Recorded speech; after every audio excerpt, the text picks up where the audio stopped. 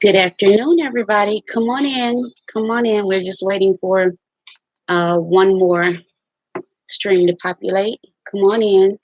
Good afternoon to everybody. As promised, we're going to continue our discussion from last night. If you guys recall, we were talking about dating a successful woman, but our guest was at the airport, and then I had some storm on my end that was knocking out our signal, and so we did not get to uh, get all of the, uh, let's see, this one isn't starting.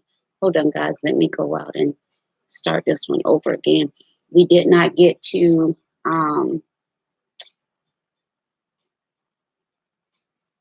do the full interview like we really wanted to. Okay, let's see if it'll start this time. So today, there it is. So today we promised that we would do a special edition because you guys know we normally don't come on in the daytime. We normally come on Wednesdays and Saturdays, but because we had so much interference last night, and then once she got on the plane, she had to get off the phone when it was time for the plane to take off. Um, once we let it populate a little bit more, get a few more people on, we're going to get started once I see her come on. And but while in the meantime, I'm going to go over a few notes while we're waiting for her to get on. We were talking last night about dating a successful woman, and we were talking from the perspective that sometimes it's kind of hard. Let me turn this camera down so you guys can see. Can you guys see me okay? Oops. Hold on one second. You should be able to see me okay.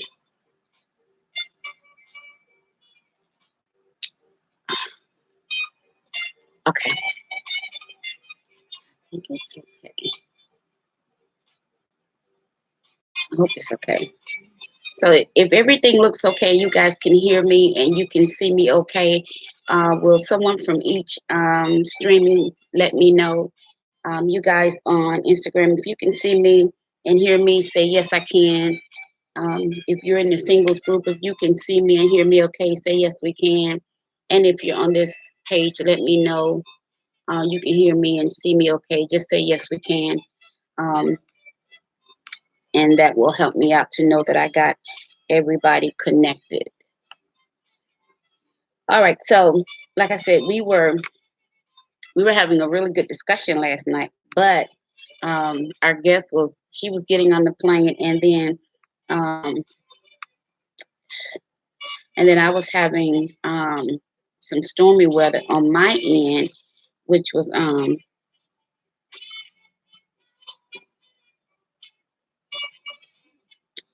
child, please, um, some stormy weather on my end. So let me go where I can get live with you guys in the comments. So as soon as she comes on, we are going to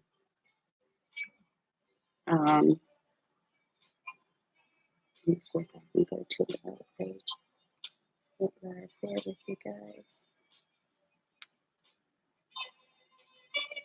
All right, there it is. All right. Okay, so I'm live in the comments now. Okay, so I'm going to just do a little recap while we're waiting. So we were talking about dating your equal, and dating a successful person. Well, last night we were speaking more specifically about dating a successful woman, but I also included in that particular conversation about dating a successful man and how when a woman is successful, sometimes that can be a deterrent to a man, whereas when a man is that same success on a man can be what is attractive about him to several women. And so we were talking from a perspective that why is that different? How do a successful woman then, not that she's out looking and on the prowl or what have you, but when I say fine, I just mean, you know, um, how does a successful woman find a suitable mate that, you know, that she's comfortable with and he's comfortable with her without him feeling intimidated by her success or, you know, anything like that. So we were talking along those lines. And so uh, I want to start out while we're waiting to give you some definitions of what we were talking about last night. We talked about finding someone that's equal. We talked about success. We talked about um, being intimidated. And then we talked about being insecure. What does all of those terms mean where it applies to relationships, you know? And a lot of times people, it's amazing. Let me just say this, it's amazing the games people play even when they reach a certain age, you know. It amazes me, it absolutely boggles my mind, the games that people play at a certain age. And when you genuinely um it just baffles the mind. Let me just say that it baffles the mind, and really does show, it shows a level of immaturity, you know, that most of the times um it's not attractive. You know what I'm saying? It's just not attractive when you show that level of immaturity. And because you don't ever know what might be going on with somebody else's life. But then when you start showing signs of immaturity and you're at a certain age, you know, it just reveals your true character and who you really are. And at some point, people just don't have time for the games and things of that nature. We talked about that last night too. Um, because when we think about being equal, a lot of times we only apply that to our spiritual life. We say, well, because we're both saved, that makes us automatically qualifies us as being equal. I beg to differ. I don't think it necessarily qualifies us as equal just because we're both Christians or saved or in the church or what have you. I think we have to have more things in common than just being saved or just being in the church. That does qualify us to be equal. I just think we have to be able to communicate. I think we have to be able to have understanding. We have to be able to recognize, are we even on the same page? You know, are we on the same wavelength? You know, mentally, are we in the same headspace? Because a lot of times you'll meet people and from the onset it looks as if they are, you know, mature people, intelligent people. But then once you start getting to know them and getting involved with them, it's like sometimes the more you get to know people, the less you like about them, you know. And sometimes you have to understand that being equal doesn't always mean uh, because you find somebody in church or you meet somebody that's in church or just saved or Christian, what have you, that does not necessarily qualify them to be your equal. You got to look at more than just, you know, what's on the surface. Especially if you're talking about making this person a lifetime partner, a husband or a wife, you got to look beyond, you know, just what's sitting in front of you. And sometimes we just look at it from a perspective, well, I met this person in church, or I know this person is saved, or, you know, I'm a Christian, he's a Christian, I'm a Christian, she's a Christian, so automatically we gel together. That I don't believe that. That's not my, you know, I just don't believe that. So I think being equal means that you have to be of the same quantity, being the same size, degree, or value, having the ability having the ability or the resources to meet a challenge. That's what being equal is. You're able to come into a person's life and meet a challenge to wherever they are. A person or a thing considered to be the same as another in status or quality. And again, I said, if you are of a certain age and in your mind you have settled yourself, you know, you're not one to play these little cat and mouse games and all this kind of stuff, but you have settled yourself and you have come to the realization that, listen, we're getting older, and, you know, and it's time out for all this other stuff, you know. You really want to make sure you have someone, when I say equal, you have someone that can come into your life and meet that challenge wherever you are, not somebody that's trying to figure themselves out. Because at the end of the day, listen, once you start getting, and I know there's some 30-year-olds that are really mature, there's some 20 something years old that are really mature, but once you start getting your 40s, your 50s, your 60s and 70s and so on and what have you, you really start thinking about, you know, life expectancy, quality of life, and retirement, all those things, and settling down if you're not already married. You start thinking about things differently as you age. And yes, it is true. Someone said one time on one of the shows that their desires and their wants in a mate changes or evolve as they ages, and I totally agree with that. I absolutely agree with that. That your taste, your whatever you like, it may change, it may evolve as you age, because what I like at 20 won't do for me at 52. What I might have tolerated at 20, I wouldn't dare tolerate at 52. Why? Because now we're wiser, we're older, we know more, we have experienced more in life. And so things that we would have settled for in our younger years, it's just not settling now, is not in the equation for us. So you want to make sure that you have someone uh, that can come in and meet a challenge. Do they have the ability or the resources to meet a challenge in your life? Do they have the mental or psychological wherewithal to come into your life and meet a challenge there? Um, can they be sensitive? Can they show empathy or sympathy if you need them to? Will they be there to be that shoulder to cry on? Do they have these abilities to come in and meet these challenges in your life? So again, I'll say it's a lot more. When you start thinking about being equal, we got to start thinking a lot more over and above just being spiritually, equal. Because again, you can both be saved, you can both be in the church, and you can both really, really, really love God. But it doesn't mean that that's who you're supposed to be with. Because with all of that, if you guys can't communicate, if you guys are not on the same level, mentally, psychologically, emotionally, it's just not going to be a good match. And some people are so inundated with themselves, and we're going to talk about that too. We're going to talk about narcissistic behavior. Until it's to me, it's a turn off to not be able to have a conversation with somebody that you're actually interested in. And that's, for me, that's the quickest way to kill my interest, is not to be able to have a decent conversation with a person. So let's look at how success is defined. So we're talking about how to date a successful woman or a successful person, but more so a successful woman. So the accomplishment of an aim or purpose, the attainment of popularity or profit, a person or thing that achieves desired aims or attains prosperity, the fact of getting or achieving wealth, respect, or fame, the correct or desired result of an attempt. And so that is how success is explained. Listen to this. Um, Coach John Woodall, uh, known as the Wizard of Westwood, he defined success as such. Success is a peace of mind, which is a direct result of self satisfaction in knowing you made the effort to do your best to become the best that you are capable of becoming.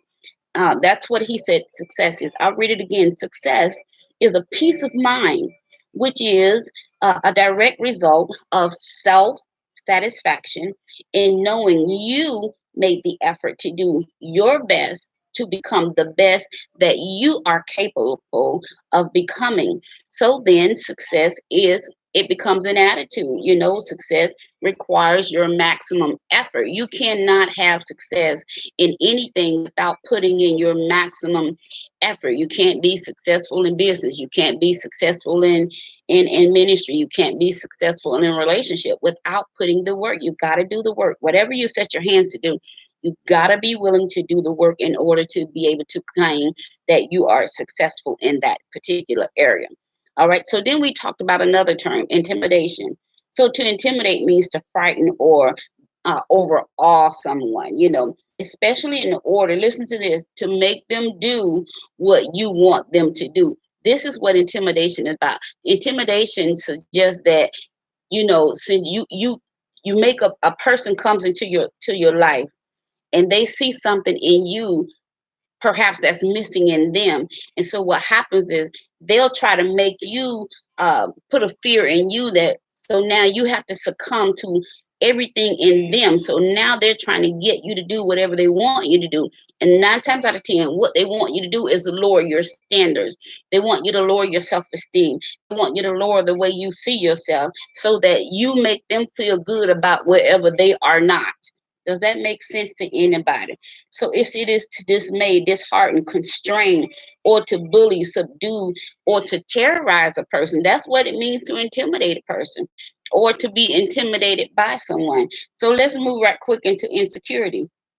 So insecurity is the uncertainty or anxiety about oneself. This is not how you can't be insecure about another person. Insecurity is an inside job, okay?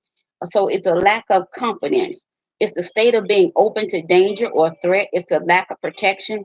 Unstoppable. It's to be shaky. It's doubting yourself and your abilities. It's not believing you are capable of something. um it involves feelings of anxiety and fearful about yourself or about something in your life. It can cause you, listen to this, insecurity can cause you to do stupid things and um hold you back in life. It brings being insecure is really unattractive, and you can tell when somebody's being insecure because a lot of times it'll come out in their behavior. One minute they're acting this way, next minute they're acting this way.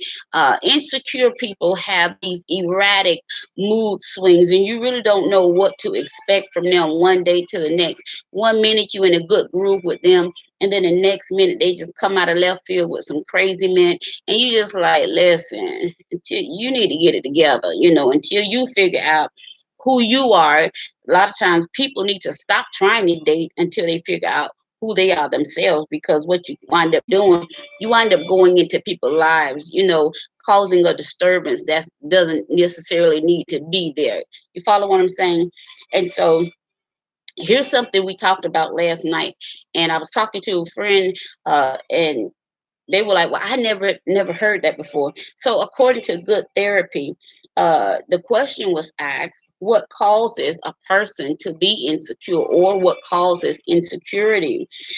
There's no one cause for insecurity, but there are many factors that can lead to, listen to this, to the condition. So now we thought being insecure was just a matter of choice for some people. It was just a matter of, oh, why you act like that? You so insecure. You so this. No, now we find that insecurity is actually a condition. Listen to this. So this is a condition that may stem from a traumatic event, from a crisis such as a divorce or bankruptcy or loss. It can also result from one's own environment, as unpredictability or upset in your daily life. It can also cause anxiety and insecurity about just an ordinary routine. You can be so insecure just trying to get to know somebody, you'll turn it into a major event, because of your own insecurities. And most times than not, I think that's how a lot of times people lose good people, or they miss out on what could have been a really, really advantageous relationship for them, because their insecurities begin to show through anything else that they're trying to portray. And I think I heard somebody say that when people first meet, they let their representative show, but after a while, the real you gonna show up. And I think that's what happens when people are insecure. They have this mask on for so long, but you can only wear a mask for so long before you got to take that mask off, or your behavior will cause the mask to fall off, and then the real you will be revealed. So listen to this. This is gonna probably shock a lot of you. So when you think about insecurity, listen to this. According to Mental Health America, um, insecurity can be a disorder. Well, what kind of disorder can insecurity be? There are types of personality disorders uh, in psychology. Um, there are clusters, A, B, and C clusters of personality disorders in psychology. Well, insecurity falls under cluster B category, which is traumatic, emotional, and erratic behavior. So now we see insecurity moves from a condition to a personality disorder.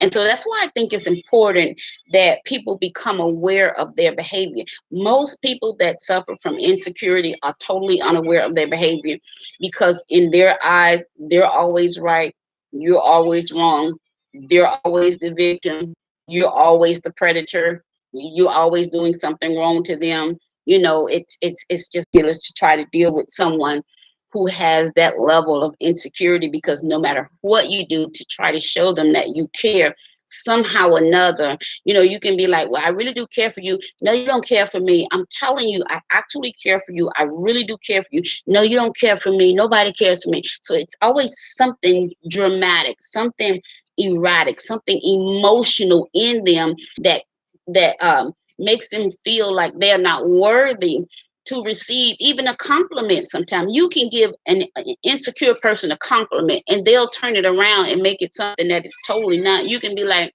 well, you was really looking good the other day.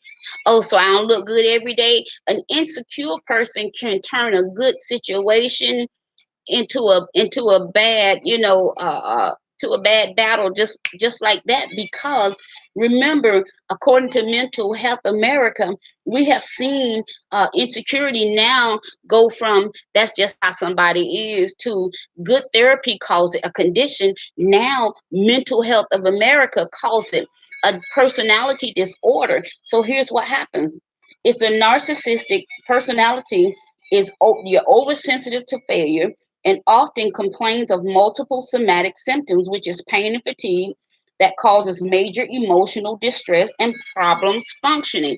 You will always have a problem with anybody who comes into your life and try to mean you any particular amount of good, because anything they say to you is going to be a slam to you. Anything they try to point out to you is going to be criticism to you. Anything they try to help you see about yourself, you will automatically turn it around and say, well, I said that because of you, and I did this because you did that. It's always going to be a give and take, a tit for tat with insecure people.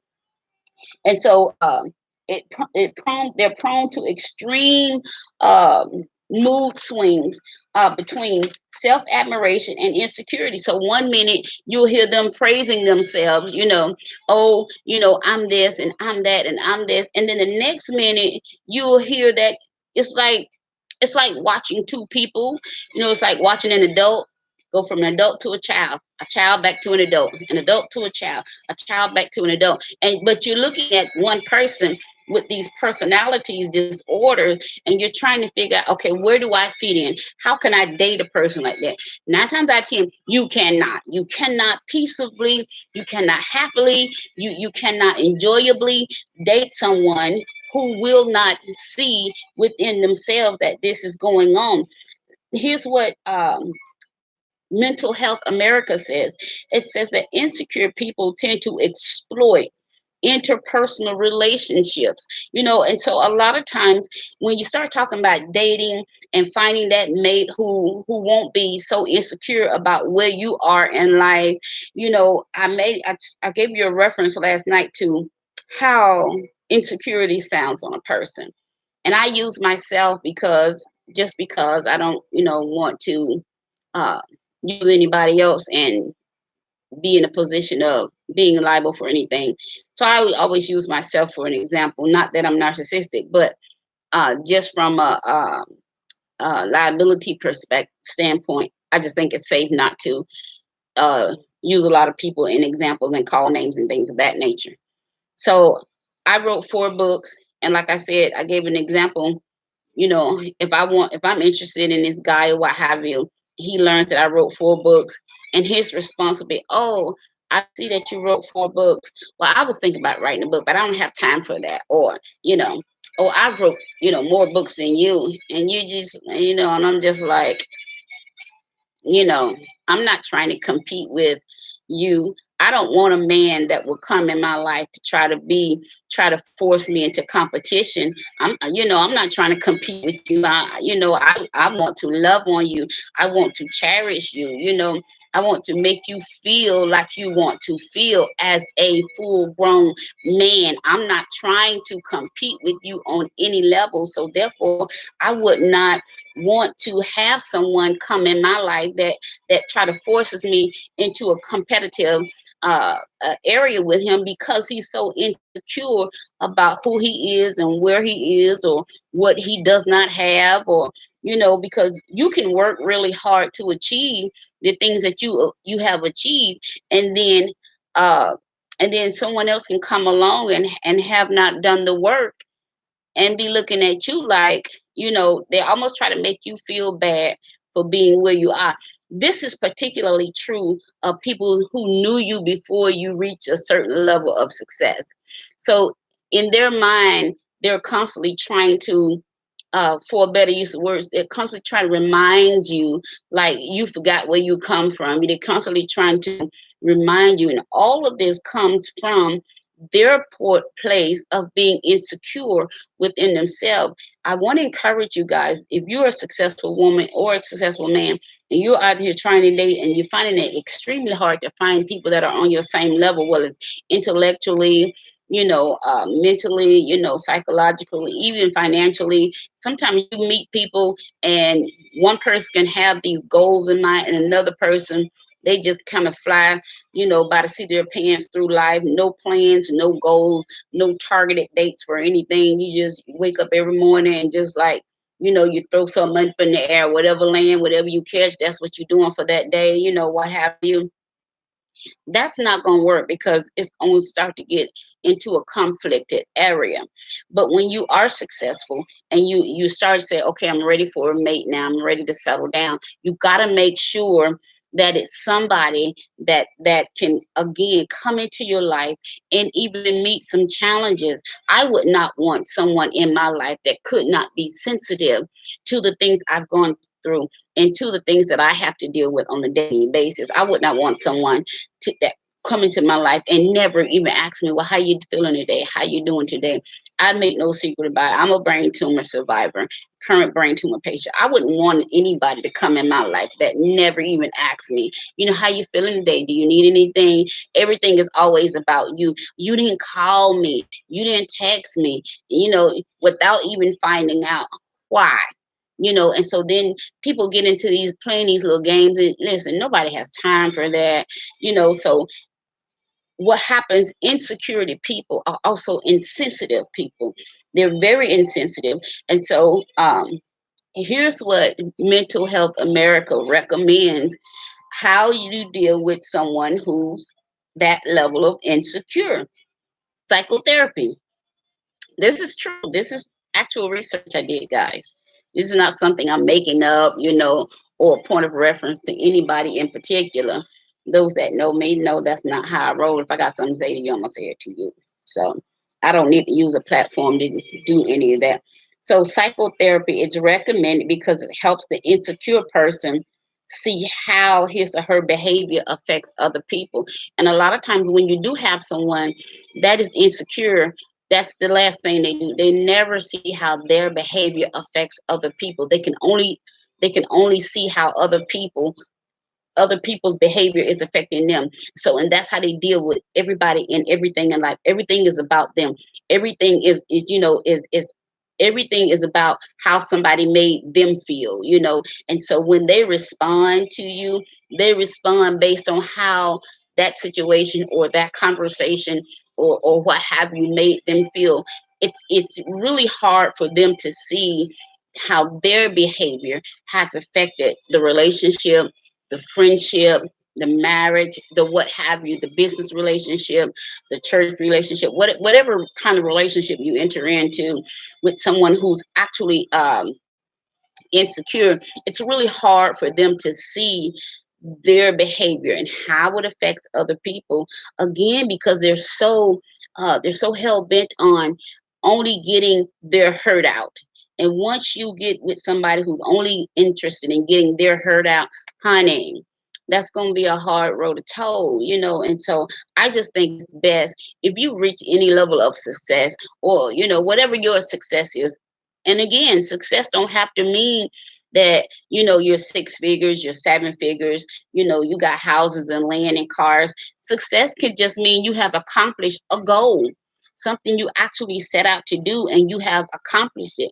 Success could mean you maintain at a certain level. So you cannot measure your success by someone else's. In fact, the Bible told us it's not wise to compare ourselves to someone else, because you just don't know what road that person had to travel to get to where they are. You don't know the ins and out of their struggles. You don't know how they, acquired the things they cried. You don't know the tears they cried. You don't know the prayers they prayed. You don't know what they had to go without. You don't know the sacrifices they made. So sometimes it's best when you see people who are successful.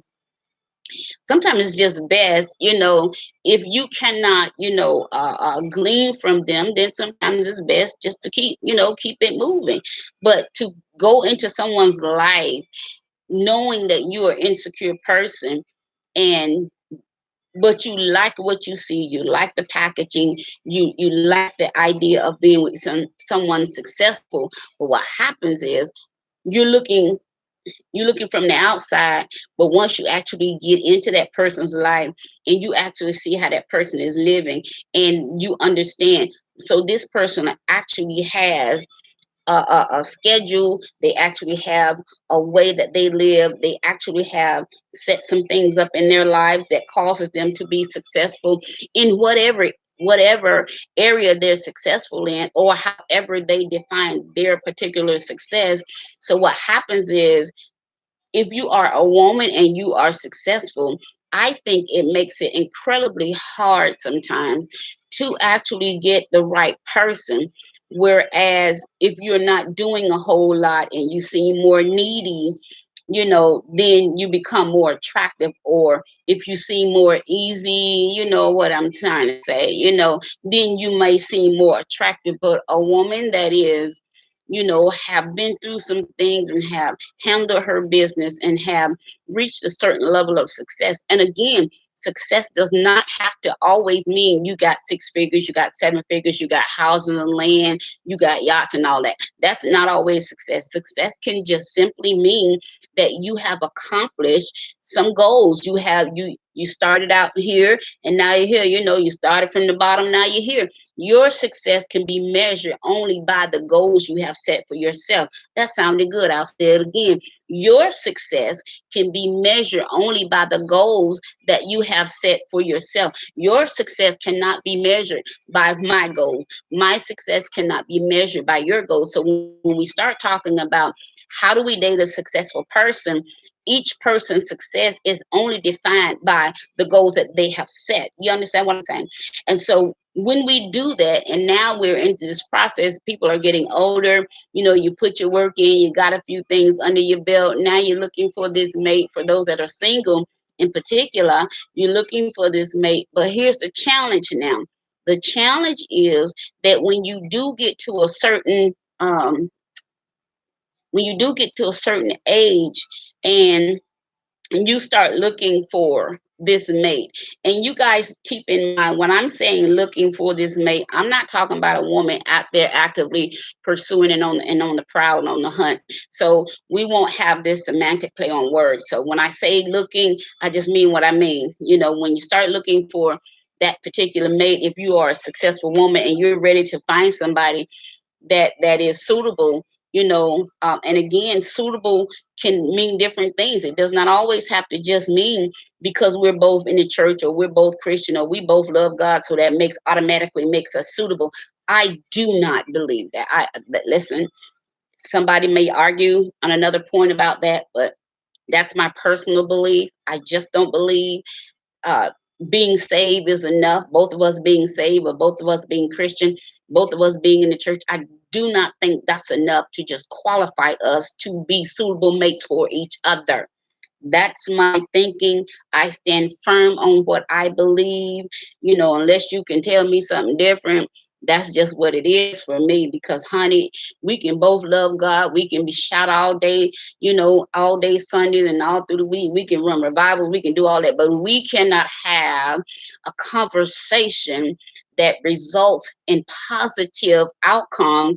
Then listen, we are not suitable. We're not suitable for one another. If we can't share those moments of, those, I call them those coming to Jesus moments, where we can actually sit down and say, okay, so honey, when you did this, I really didn't like that because that hurt my feelings. And you can say, well, when you said this, I didn't like the way you said that because that was really challenging for me to hear you say that.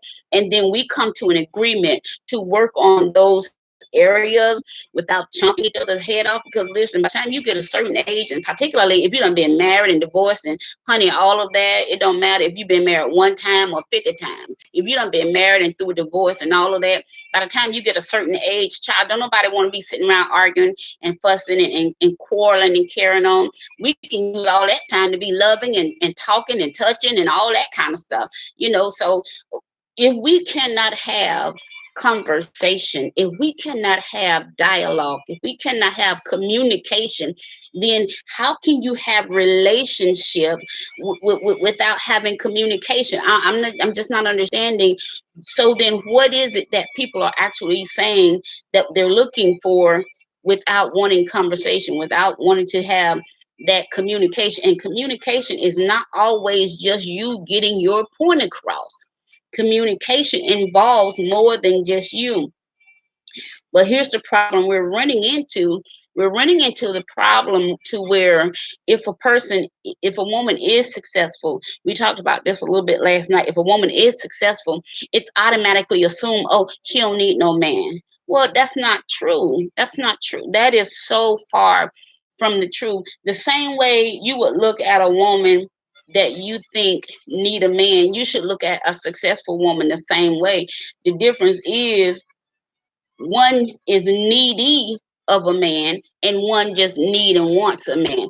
There is a difference between needing somebody and being needy of somebody. And so a lot of time the lesser vessel is chosen because they come off more needy than needing somebody or just wanting somebody there, to share what you have gained, to share what you have accomplished. And so when I hear people say, oh, well, a successful woman don't need a man, or she only needs a man for sex, or she only needs a man because she needs somebody to control. Those are the most ludicrous things I have ever heard when it comes to describing the dating sentiment or the relationship sentiment of a successful woman. And until you actually sit down and have a conversation with one, you don't know what she likes. You don't know what she wants. What you're doing, you're making an assumption. You're making a judgment call from afar off. You're on the outside looking in, instead of saying, can I take you out on a date? We like to be wined and dined. We want to be treated like a queen. We want to be treated like a woman. The difference is, we, it, I think when you come, like I said, when you go through certain things, you've achieved certain things, and you've been through life, and life has taught you certain things. I just don't think it should be expected for that kind of woman to be, needy and whiny and why you ain't call me, and we just don't do that. Yes, we would love, love, love, love, love, love, love, you know, for it to be more interaction, even in the beginning, but a lot of times we're busy, just like a man is busy. I said this yesterday, and I'll say it again. I said it earlier. Why is it that when a woman is considered successful, that's a repellent, but that same success on a man is super, super attractive to women? You know what I'm saying? So I'm not understanding the dynamics of how this entire thing works, because to me, again, we either have different standards or we have double standards. And sometimes I think it's a mixture of both, particularly when we start talking about how do we date somebody that's successful? How do we date somebody that's older? How do we date somebody that's been through some stuff and just kind of got their head on straight? There are some people that success to them is, honey, I made it through the storm. You know what I'm saying? That's their success story.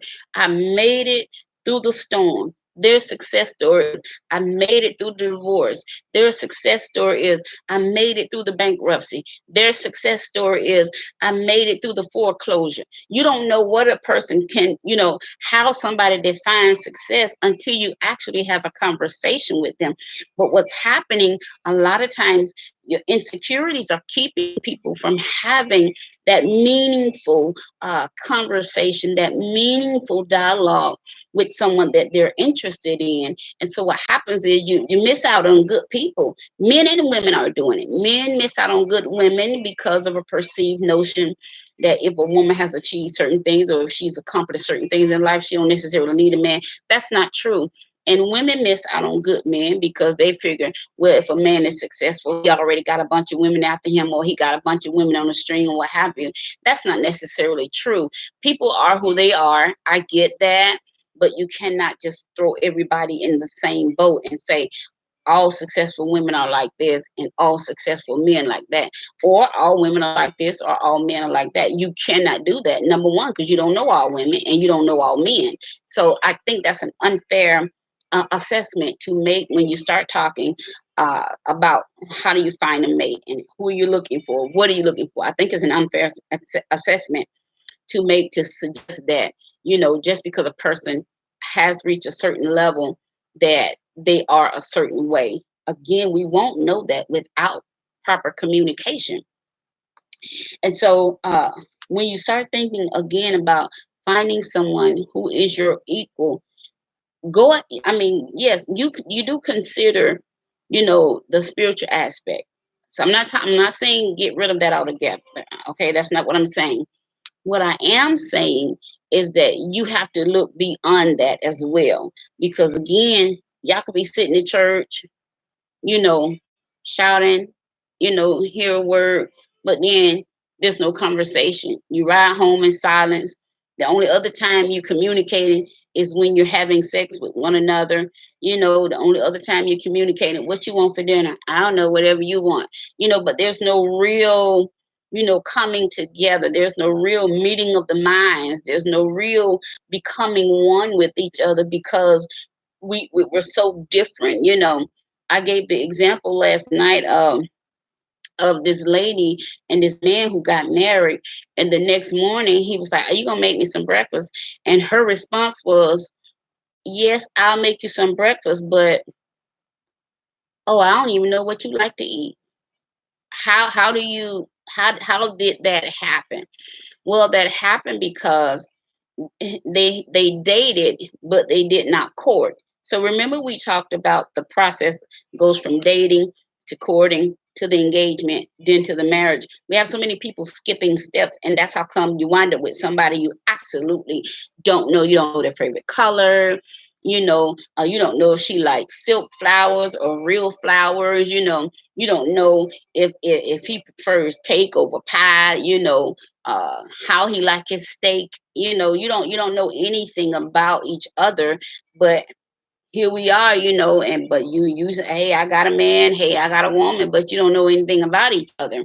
And definitely when it comes to being a social person, you won't definitely want to make sure you got somebody equal to you socially. I gave the example last night. A friend of mine, we were on the phone yesterday, and we were talking about this particular series about dating and stuff.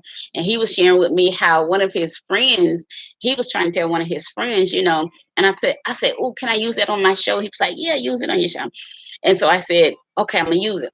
So what happened was one of his friends was calling him for advice. He was like, man, my lady is just unhappy all the time, and she's always complaining that I don't do enough for her and we don't go anywhere. And so he says, well, what kind of stuff do y'all do together?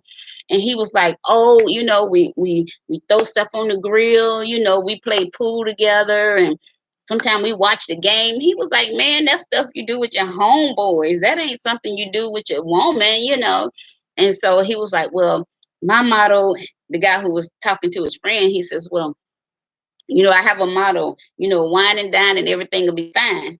So he was trying to tell his friend, you have to wine and dine a woman. So he said, hold on. So he told his friend, he says, well, you have to wine and dine a woman. So he said, well, what you mean wine and dine? He says, well, have you ever asked her, would she like to go get a porterhouse? So the friend said, oh, no, man, she don't like no pork. She don't eat no pork. But he said porterhouse.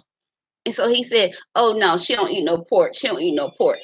So he says, well, he said, you do know what a porterhouse is? He was like, yeah, but she don't eat pork. She don't eat pork. So that wouldn't work. She don't eat no pork. He says, well, good thing I didn't suggest that you go get her filet mignon. He said, oh, yeah, now she eat fish. She love fish. Now I can go get some fish. So I'm thinking, I said, was he serious? I was like, how old is this guy? He's like 55, up in that area. He didn't know what a porterhouse was. He didn't know. He thought porterhouse was pork. He thought filet mignon was fish, So, and here he has this woman who's unhappy with him because he's not doing any of the things that she liked to do, but she's not telling him, this is what I like to do. Instead, she's complaining to other people, but she's not talking to him about it. And when she does try to talk to him, his response is, let's just throw some stuff on the grill, watch a game and shoot pool. And so you have to make sure, equally yoked can also mean, making sure you have someone who's socially, inept to, hang out with you where you want to hang out. You might not want to go to the bar, and you get with somebody that just, hanging out eating wings is their thing. And another story he told me, he says, well, she asked him, can you please at least take me to a restaurant that have napkins on the table, cloth napkins.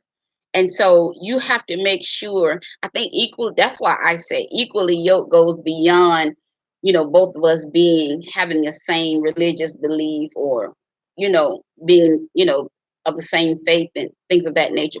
You have to be able to have other things in common outside of, we both just love the Lord and we both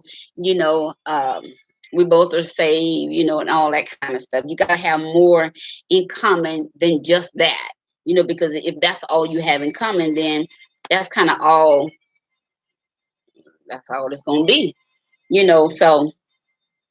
so we were talking about that. And I think, let me see where she is. Right. So we're waiting on our guest to come on, and we must be on she must be back in Texas. But anyway, so while we're waiting on her to come on, one of the questions I had was, let me go back to my questions from last night. Does insecurity make building a relationship difficult? And I think we've already answered that particular question with a overwhelming yes. It will definitely make relationship building super, super difficult, because again, here you are, even if you're just trying to share your good fortune with a person that you're interested in, maybe for, relationship purpose, you're dating is the point where you start gathering information, gathering data, getting to know one another. And then you move, dating, remember we did the research, dating normally has a 6 month, time stamp on it. You cannot qualify that we are actually dating if it's less than 6 months. That's what the research said. And some may have a different opinion of that, but such as it is. So then you move to the courting stage. And so courting now is suggestive that we're actually getting serious. Courting now means that we're considering spending our lives together. So now we're starting to have a little bit more intense dialogue about our life together in the future, So then the courting will lead to the engagement, and the engagement will lead to the marriage. That is the process from dating to marriage that hopefully when someone comes into your life, hopefully that is their objective. Hopefully they're not there to just waste your time or see if they can get into bed with you. Men and women are doing it, so I'm not particularly talking about men coming into women's lives just to see if they can get into bed with them. Women are just as aggressive in that area as men. So it would be unfair for me to suggest that only men have that mindset when they come into somebody's life. Okay, so let's make that clear that I am not suggesting that only men have a different motive in mind other than wanting an actual healthy relationship when they come into someone's life. Okay, so then we talked about, is it difficult to find a mate that's not intimidated by your success or by your position in life? Because a lot of times we'll meet somebody and we think, oh, this is going to be a good fit. But again, when they start getting a look into your life and see how you really live, and I can use a lot of times people will remember I said, especially people that knew you before you had some accomplishments, people are quick to try to hold you to that remember when, kind of mentality. Oh, I knew you before you made it, or I knew you before you put them books out, or I knew you before you had your little show. Everything to them is little. Oh, before you put your little books out, before you had your little show, before you bought your little house, before you got your new little car, everything is little to them, and so, but because let them tell it, it's not that big of a deal. That's not somebody that's not going to work, because no matter what you present to them, even if you say, this is what I'm willing to bring to the table, if they're already saying it's insignificant and it's little, but in your mind it's a major accomplishment because you know from whence you come, and so you're trying to say, here is what I bring to the table, here is what I have established, here is what I have, even if it's monetary, here's what I have saved up, so that when we do get married, we're not starting off struggling, you know um and so, but if they come out, like, oh, you're little this and you're little that, that's them being insecure. That's them for a better. They're trying to put you in your place, and you don't need that. Whether you're male or female, that's not what you need. You need someone that can come alongside and that can add, to what you're already doing. So, you got to make sure you get with somebody who's not intimidated by your success or by your position in life. I remember I really liked this person, but they had a habit, of saying slick stuff, um, like, oh, I forgot you was the prophet. I'm just like, where does that come from? What does that have to do with, price of tea in China? We're not even talking on that level. We totally talking about something pertaining to a relationship, and you throw that up. And see, when people start doing that, that's them being intimidated. That has nothing to do with you. That's them. That's them being showing their level of insecurity. And it really has nothing to do with you. So here's what I want people who are successful to do. I want you to stop feeling bad that people are not able to accept you for whatever level of success you are on, or for whatever level of success you're trying to achieve. Because sometimes I was a gentleman I was seeing, he said something to me one time and it has stuck with me like glue, you know. And he said to me, he says, Benita, sometimes you can meet good people on their bad days. You can meet good people in their bad situation, but it does not change who they are as a person. He said their situation can be bad, but that person can actually be a good person. When he said that, I changed the way I look at people, and it made me more open to give people a chance to, you know, um, it just caused me to be more open, where I was just so closed off to everything and everybody. If you didn't, do this or this, or that or that, then I wouldn't even give you the time of day. But when he said that, it just made so much sense, you know, because you can meet good people that are going through bad times. You can meet somebody that had to start over, and people have to start over in life for several reasons. Divorce is number one reason people have to start over. Loss of a job, loss of a home, loss of a loved one, long-term illnesses, overwhelming debt. It's several reasons why people could be in the position that they're in. And so you can never look at somebody and say, well, by now you should have had this, that, and the third, because you don't know that person's journey. And so the same should be true when you do see somebody who has achieved a goal, or whatever their level of success is considered success to them. you know uh, you should treat them the same way. You should not treat them as if, well, you don't need nobody, so I'm gonna treat you bad. This is what I can't wrap my head around. If you're trying to say you're interested in a person, then how does you treating them bad qualify you for a good mate? I'll say that again.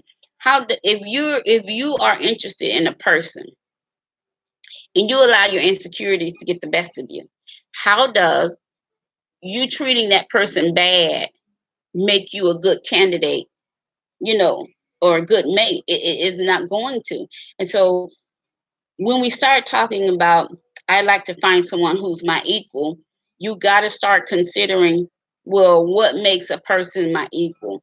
So a lot of times people say, well, you shouldn't have a list of requirements that someone has to meet.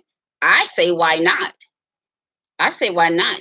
When you go apply for credit, there's a list of requirements you have to meet. When you go get a driver's license, you have to meet certain qualifications and requirements. When you make major purchases, you have to meet certain requirements. I just don't understand when it comes to, why do we get so lax when it comes to choosing the right mate that we intend to spend our life with, and I don't know. I just think we have, when I say we, I do mean the church have, I think, done a disservice when they say, well, if you say, if a man saved and a woman saved, that automatically qualifies them to be together. So then you got a bunch of saved people getting married, but they're unhappy. You got a bunch of saved people getting married, but you know, all the only happiness they can share together is when they get to church. But outside of church, a lot of people don't know how to function because they don't know how to communicate outside of church. So, those are some of the areas we really need to look into. So, and then another question I posed was, can men truly love a woman who's more successful than them without showing sign of intimidation or resentment? Friend of mine was sharing with me that his buddy was making, I think, $75,000 a year, but his wife was making $250,000 a year, and he was fine with it at first.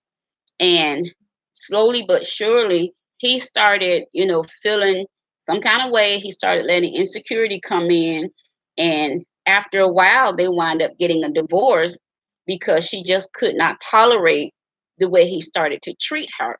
And when he was asked the question, well, what happened? And he was like, well, it was okay at first that she made more than me, but then I started thinking about things. To me, either he actually started thinking about it, or he started listening to outside sources. And I think that's a really good way to um, self-destruct. When you start listening to outside sources, or when you start looking around at how other people's households are ran, you're going to easily self-destruct. Because if you knew going in the door that she even had the potential to make more than you, then you knew that in the dating process. You knew that in the courtship process. You knew that in the engagement process. You knew that before you got to the marriage process. So you knew this all this time, then what was the problem? You know, why wait to why wait till you get married, then find out that you got an issue with somebody making more money than you're making? You know, you should have handled that issue during the dating process. So let's see how I did that again. Oh, got it. All right, got it. So you should figure that out during the dating process, you know, before you got somebody's life all tied up and tangled up, you know, so you got kids now, and now all of a sudden you want to walk out because your ego can't handle, you know, a woman that's making more than you, and which I think is crazy. I think it's crazy. Why do men feel as if a woman who has achieved certain things no longer need or want a man, or they strongly believe that all they, meaning a man, can offer a successful woman is sex? You know, I said that earlier.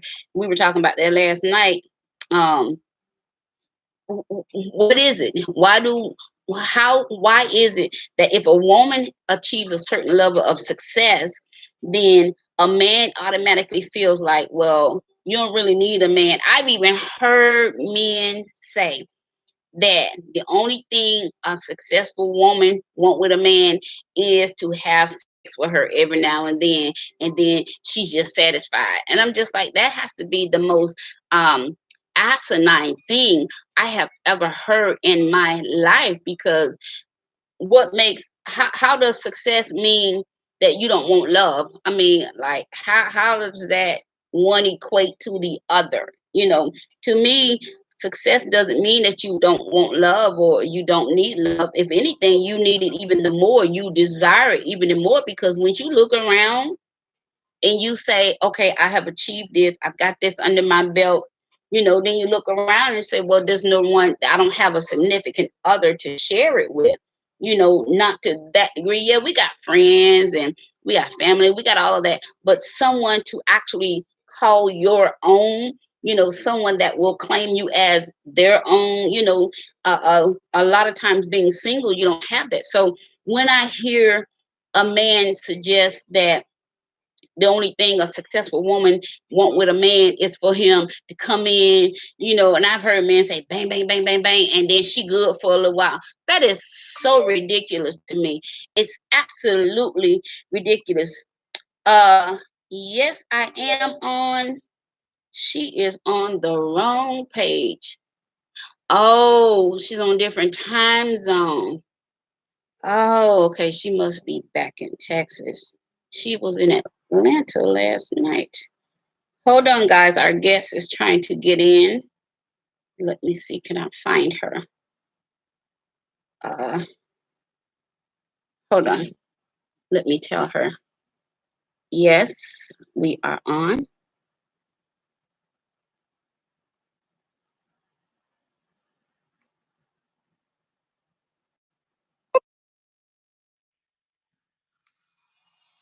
Come on my personal page. Okay. So I forgot she's on a different time zone. So hopefully she'll come on the right page. Let's see if she's on over here. Hold on, guys. Our guest is here. So if you're on YouTube or if you're on Instagram, you'll be able to hear her, but you won't be able to see her. And if you are watching by way of the singles group, I am logging you guys back in now. Give me 1 second. There she goes. All right. Give me 1 second. And so now we are going to get her in. Let's see how I do this. I'll click on her name, right? Let's see. Let's see. How did I do that yesterday? Oh, there she is up there. Yep. All right. So guys, we're getting our guest in. She is here, and she is Benita, well, her name is Bernita Ward. My name is Benita. Hers is Bernita with the R. If you're on Instagram, you guys can hear her, but you won't be able to see her. Um, but I want you to hear her. She is a serial entrepreneur. She is a comedian. She is a licensed elder in the Lord's church, and she is funny as heck. And I want you guys to hear her, and we're going to talk to her about the difficulties she's had dating. Um, she is a personal friend of mine. They did a story on her. Let me tell her when she see that I'm adding her. When you hold on, guys. Let me tell her how to get back on. When you see me add, click, click, accept.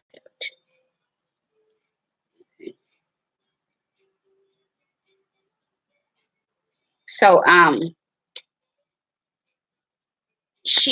they did an the news in her the news station in her area in San Antonio, Texas, did a story on her because what she does, she has several businesses, and she she goes out and she gets homeless people off the street. She give them jobs. She put them in housing. Um, oh no, I don't want him. I want her to go live with me. Um, she gives them jobs. She spends her own money. There she is. Hey, twin.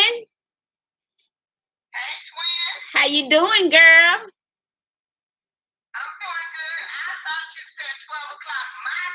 No, 12 o'clock Eastern. And then I forgot that you was only doing a layover in Atlanta, that you was actually going to be back in Texas. And that put us on different time zones. Turn your camera. There you go. Right there. Yeah. And so, and I was like, where is she? Then I started thinking, I said, she probably back in Texas already. And that's gonna put us on different time zones. But I was doing your introduction. I was telling the people um how you have such a heart for the people, that you actually go out and you find people that are, you can be driving down the road and you'll see somebody that looks like they're homeless or what have you. You'll stop and you'll put them in your car, you know. She will take them to the store. She puts them in suitable housing, you know, things of that nature. Then she gives them jobs. She has taken people from being homeless and helped them to become homeowners. Um, they did a story on her on the news in her area because of her efforts and everything that she's doing. At the time that they did the story on her because in 1 year's time with all of her businesses, she made like $1.7 million. But now, as of today, her net worth is $8 million. And so with the woman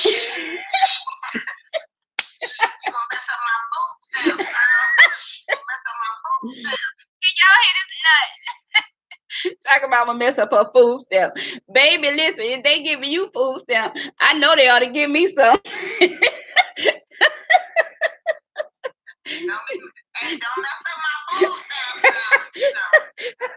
Listen, right? I tell you, this girl's so funny. But listen, and so now her net worth is $8 million, and so I was asking her. So with all of that, you know, she retired from the military. She retired from a long nursing career. You know, I always tell you got 55 jobs and 50 businesses, you know. But she does work hard though. It's not that many, but she do work hard. She do have a lot of businesses. She has a t-shirt business. She has a residential and commercial cleaning business that's in different cities. One will be opening in, is it Chicago? She'll be opening. She'll be opening. Now, how many locations you'll have then? She's opening her fourth location in Cleveland, Ohio, next month in September. I'm gonna speak it into existence. She gonna be opening one here in Atlanta, so we can hang out. So I'm speaking that into existence. Yes. And so and then she has not only her cleaning business, she has t-shirt embroidery business in different locations as well. And then she has she is a comedian. She's traveled with some of the top listers. She's actually getting ready to go on tour with Fantasia. She's hosting that tour, and I can't wait for that. I love Fantasia, and I love me some twins. So that's gonna be a 2-4 for me. So we're excited. Yeah, yeah. So we're excited to have her back with us. We tried to do this on last night, but she was in the airport and then she had to board the plane. And then on my end, we was trying to get a little stormy weather. So the connection was going in and out, in and out. And then they made her get off the phone altogether when she got on the plane. So we said we was gonna come on and do a little special show today. You guys know I'm not normally on, so we're gonna let her get right into it. So the first thing I want to ask you this morning, today, twin, is how difficult has it been being a successful woman and dating? How has that whole situation been working out for you? And part B of that particular question, have you been able, and when I say find, I don't mean you out there looking just for the religious people, have you been able to find someone suitable that you actually like and that's equal to you? Well, I'm gonna just say, even successful or not, as a Christian woman, it's difficult to date Yeah. in this generation, because this generation, you shake your tail feather and you it. You know Right. what I mean? But when you come with, especially my age, I'm 49, about to turn 50, so my standards are different. I'm not the same woman I was when I was 18, when I was 25, when I was 30, when I was 35, when I was 40. Hell, I'm not the same woman I was last year. Right. You understand what I'm saying? So for me now, my standard is different. My standard and my requirements in a mate is different. So for me, being 49, about to turn 50, I'm looking for something more consistent. Right. I desire somebody that's more stable. Right. Somebody with some wisdom, some knowledge, some understanding, somebody I can grow with, somebody I can build with, somebody I can travel with, somebody I can serve God with, somebody I can worship with. Come on. You know what I mean? And even though we in the church, and some of them in church, you think because they in the church and y'all both love the Lord and y'all both, they better give them the quickest hitters. They're the main ones.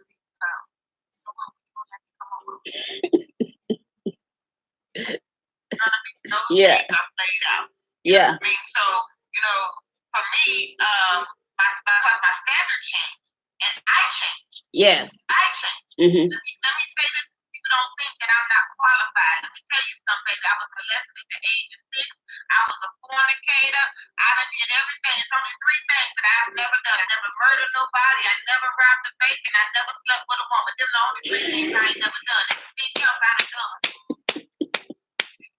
Think about it. Just believe it and done it already. Trust and believe. Them the only 3 things I ain't never done. I ain't never robbed a bank. I ain't never killed nobody, and I ain't never slept with a woman. Everything else I done done it already. Preach, girl.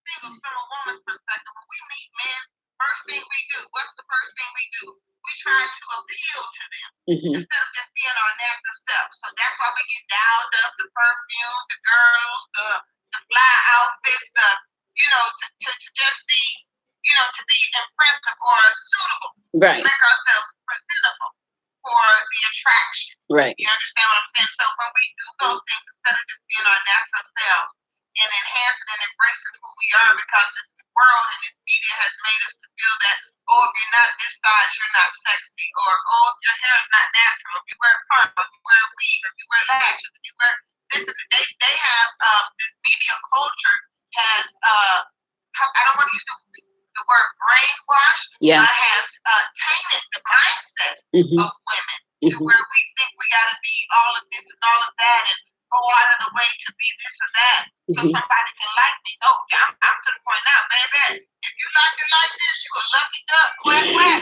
Because I'm not doing all that. Right. I'm not jumping through no more hoops. I'm too old. I'm 49. Right. You understand? I got my own everything. Right. You understand what I mean? Right. So I'm looking for, I desire somebody that I can share my life with. Right. That I can worship God with. Right. You know what I mean? And nowadays, they find out you ain't giving them no ass or no cake.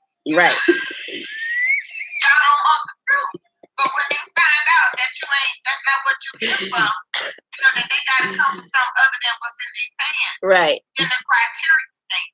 Right. You know what I mean? Then the criteria change. You go from being that potential girlfriend to, oh, that's my big sister in the Lord. Absolutely. That's my sister in the Lord. Or that's my people. Or Right. that's my fam. Yeah. You know what I mean? So you go from that. Because now when I was younger, I done fornicated. Right. I done did it all. Right. Like I said, I done did it all. Done everything sexually and stuff, sleep with a woman. Other Right. than that, I done done it. Right. Oh, y'all don't think I don't want no real testimony. Right. Right. Right. Set somebody free. Because we think because we're successful that we're not still human. Just because I'm a preacher, I'm a comic, I'm a mother, I'm a grandmama, I'm an entrepreneur, but I'm still a woman. Absolutely. I still like sex.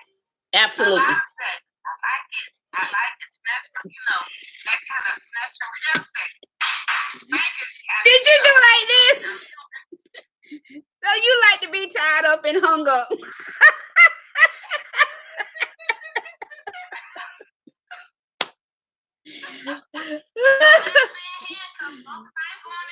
Right, right. Listen. Even I have sons who are single, so I can speak from the male perspective and the female perspective because me and my boys, we super tight and we talk. You know, like my boys say, women, they feel that women only want their money and not them to make. You know what I mean? So I think that we as Christian believers, you know, need to just come out and be straight honest and be real and be raw about our sexuality and be real and raw to God about how we feel and what we go through and what we experience. And one of the pet peeves I can't stand for married folks to tell Christian folks to hold on. You can't tell me to hold on in my midnight hour when you got biceps and triceps and punani sleeping next to you. Right. You understand what I'm saying? Right. When I roll over on the other side of this bed, baby, it's cold. Right. You know what I mean? Right. It's cold. Remote controls and books. Yeah, and let me tell you something, twin. One of the things that I had to learn, and it took me over 40 years to do, is learn how to accept myself. Yeah. I've learned how to accept myself, and I'm okay with me and how I am and the way that I am. Mm-hmm. And until you learn self-acceptance, and nobody else will accept you. Because now anytime anything outside of self-acceptance is people. You know, I'm trying to fashion myself to be in the I like you club. I'm trying to fashion myself to be in the clique. I'm trying to fashion myself for this set of people to accept me. I'm trying to fashion myself to fit in right here. Right. When I know that I don't fit in. I'm just my own unique individual and I live my own unique life in my own unique way. And when I told God, take me just as I am, yes. I don't even know who. As an elder in the church, I was struggling because they told, you know, when I got saved and grew up in Church of God in Christ and then transferred from Church of God in Christ to Full Gospel Baptist Church Fellowship and Full Gospel Baptist Church Fellowship to a non-denominational church. They told me, oh, you know, you're an elder, you can't do this, you can't do that, you can't be here, you can't go there. But I've always loved to dance. I've always loved music. So at church, I'm listening and around my friends, I'm all gospel music. When I get home, I'm playing Barry White and Ron Isley. Right. So in the privacy of my own home. Right. So as we begin to grow in grace and grow in mercy, I begin to say, you know what, wait, why am I hiding this part of my life? This is who I am. And God accepts me just the way that I am. So now that I'm free, and when I tell you, baby, there is no freedom like being free in Christ. Yes. Man, I'm not perfect. I don't claim to be perfect. But I will say this, that now that I'm free, right, my life is total transformation, total reality check. And so like now, what I desire in my mate, I'm used to a man taking care of me. If a man can't take care of me, what I need with you. Right. You know what I mean? If a man can't provide for his woman, provide for his household, do the things that make me happy, like I'm gonna do the things that make him happy. Love is reciprocal. Right. You know what I mean? Right. I don't believe in 50-50. I believe in 100-100. You give 100% of yourself, and I'm gonna give 100% of myself, and we're gonna give those 200% to God. Right. You know what I mean? Right. So, you know, for me, even somebody, God told me, he said, you intimidate. And I said, how am I intimidating? And he said that, well, because you got your own everything, what you need with me for? I said, what you mean what I need with you? I said, you're a man, I'm a woman.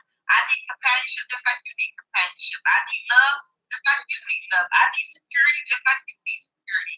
I need to be held just like you need to be held. What do you mean, what do I need? Right. You know what I mean? So that just lets me know any man that's intimidated by a woman who they say, quote unquote, has her own everything. Well, add to what I have and let me add to what you have, and then we both have everything. Right. You understand what I'm saying? So, but the mindset, you have to look at some people's mindset is some of these women have done men so bad that the men are not healed, yet they're trying to pursue another relationship. Right. And they bring their damage and their baggage onto you, and you hold. So now I got to minister. Right. To get him to where he needs to be in his kingship, in his anointing, and in his walk with God. So now I got to minister to that brother. Right. You understand what I'm saying? So that changes the dynamic sometimes of relationship. Right. You know what I mean?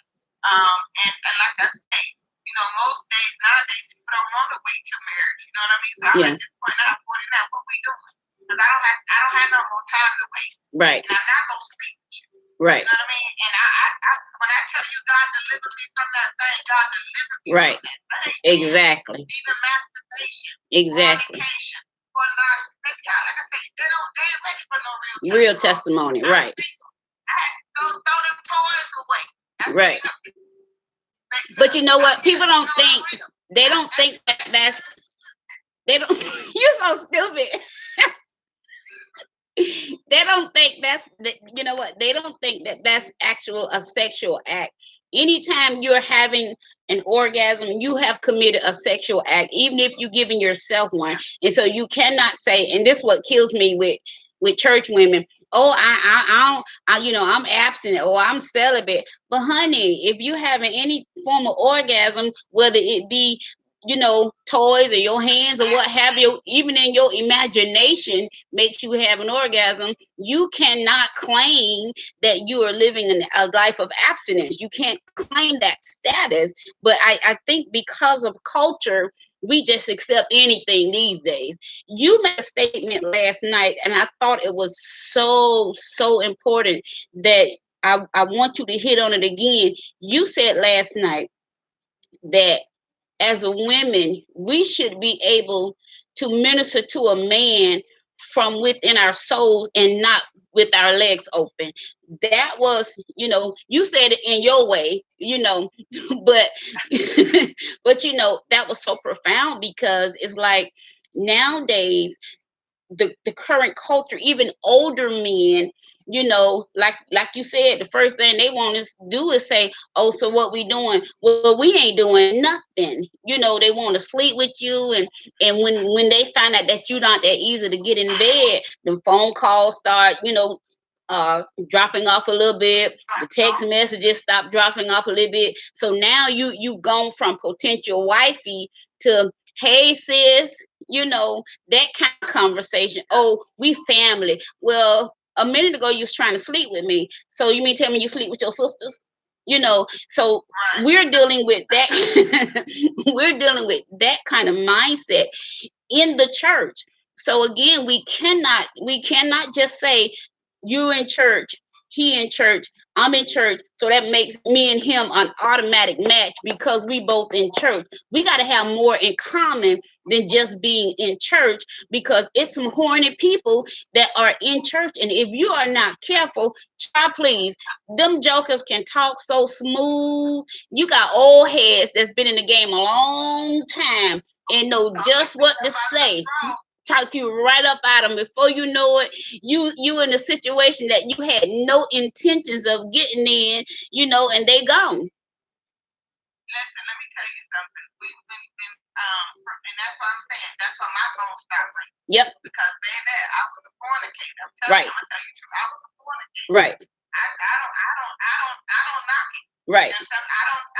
But I'm saying when I say I don't knock it, what I'm saying is I know me. Right. You understand what I'm saying? Not in the ask God to deliver me. Right. You know, I went through a situation where I went on this beautiful trip and I was at this resort, and back then didn't nobody know me. I would just go take off and go do my little thing and right. come on back. Hallelujah! Thank you, Jesus. Well, nobody know. Don't nobody know. And me and old boy had went to this store, and I never forget. I was in a room, and I'm gonna tell you how when I knew God delivered me, he had got off of me. And when he got off of me, everything in me felt so vile. Like I got so queasy and nauseated to my stomach. I jumped up and I ran to the bathroom and I vomited in the toilet. And he said, "Are you okay?" And right then, I heard the Lord say, "You are fearfully and wonderfully made." Yes. That scripture came to my mind. And he said, "You sold yourself for naught. But I will revive you. I will restore you." And God began to speak to me while I bent over on this whole country, this toilet, vomiting because I felt so sick. Yeah.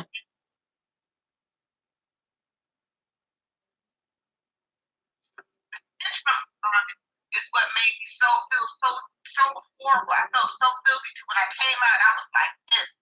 And he was like, "You okay?" And I said, we have a lot of fun together. It's going to be our last time. Yeah. I said, that was our last time. I said, I can't do this anymore. Right. God is calling me to freedom. I said, and at that time, I still had my business. I was still successful, but I wanted at that moment, it's just something I can't even explain. It was divine intervention. Everybody, you got to get to that place. And I fell down on my knees. I'm ready to cry. I fell down on my knees right in front of him, and I began to thank God. All my life, I've been feeling like I'm worthless. God, all my life, people have dropped me. God, and he's standing there looking at me like, whoa. He was like, "No, B, chill out. You good. Right. Do this. I love him. But I said, God, deliver me. God, nobody has ever loved me for real. God, teach me what real love is. I'm tired of this fake love. I'm tired of this temporary love. God, when I tell you, girl, I cried from a place that I never even knew existed on the inside of me. I said, God, they molested me. God, I've been raped before. God, my pastor, when I first got saved, raped me. God, to be raped in the church. You understand? When I first got saved in 1997, my pastor raped me. And I was a married woman, and I was in the military. My pastor raped me. You understand what I'm saying? In Albany, New York. So I've been through so much. It's like at that moment, God, I just felt this surge. I can explain it. I just felt this surge. And I felt that I was so valuable. All my life, they said that how the enemy had kept trying to destroy me and literally take me out of here. Through the molestation, through the rape, through the abuse from my mother, through the neglect of my father. And I just started, it just seemed like my whole life was just coming up. And I just kept on vomiting on the carpet like, man. When I tell you God delivered me, and I got up off that ground, I was sweating, my hair had sweated out, and I got up off that ground. And I knew when I got off that floor that I had to be home. Yes. And I cried. I just cried and cried and cried. And he had got dressed. He was like, "Listen, I'm going to go. We got 3 more days here. We good. I don't want to ever, you my friend. I love you. But I don't want to see you here." Right. And I said, it ain't even about you. Right. This is about me and the Lord. Right. The Lord's doing. Right. You know what I mean? This is the Lord's doing. So, and then even after that, met somebody else, thought we were going to pursue marriage and kept my relationship off of Facebook, thought he was the right person, and I almost got back in them sheets again. Right. You know what I mean? Yep. But he wrecked out function. That's how funny God is.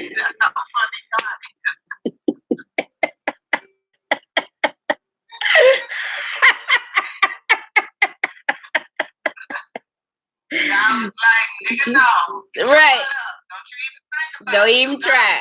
And I was okay with that because that kept me out of. I was okay with dealing with him because that kept me out of sin. Right. Because he couldn't get an erection, so that kept me out of sin.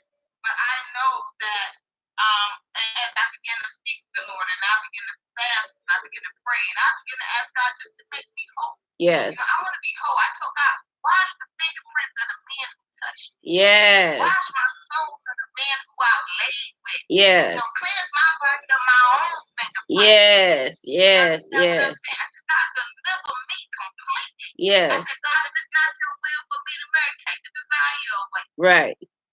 Take the desire away. Right. And when I did that, you understand what Yeah. I'm saying? I don't have those cravings. Right. Like, baby, this thing is popping today. Right. Somebody better come get it. Right. Don't stop. Get it. Get it. Right. Don't stop getting it. Right. I don't have no numbers in my phone. I don't have no numbers in my phone no more. Right. You understand what I'm saying? I don't have that. And then, I had to stop and think. I had a girl who I thought was my friend, right? Uh-huh. And she accused me of both her husband. Now, both of them 600 pounds. And I said, what's wrong with you 600 pounds? Like, Right. baby, y'all both 600 pounds. I'm like, about y'all. Y'all don't even want each other. Right. Anyway, if y'all get the stuff out the way, maybe y'all can fix y'all marriage. Right. Anyway, she accused me of both her husband.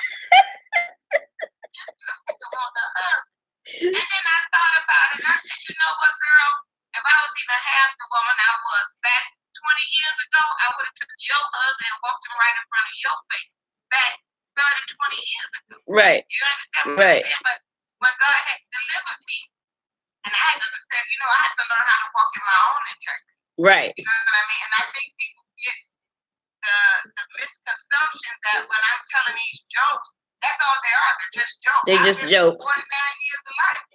I've seen some stuff. I done did some stuff Right. in my 49 years of life. I might not have done what you've done, Right. but I did some stuff in Right. my life. Right. You know what I mean? I knew even in my marriage when I was married, what we brought into our bedroom that still had effect on me even in my single. Yep. You know what I mean? Mm-hmm. I'm a sanctified freak.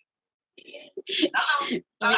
Listen, you ain't the only one, child. The problem is that people are not honest enough to say, this is who I am. I love God, but this is who I am. And what I tell people that even when you get saved, your nature doesn't change. It's not like God just gonna come in there and say, okay, you saved now, boom, you don't like men no more. And if you're a man, you saved now, boom, you don't like women no more. Get out of here with that, I can't tell you where it's at right now because I'm sitting there. I'm not where my Bible is, but it's a scripture in the Bible that really helped me out too here recently.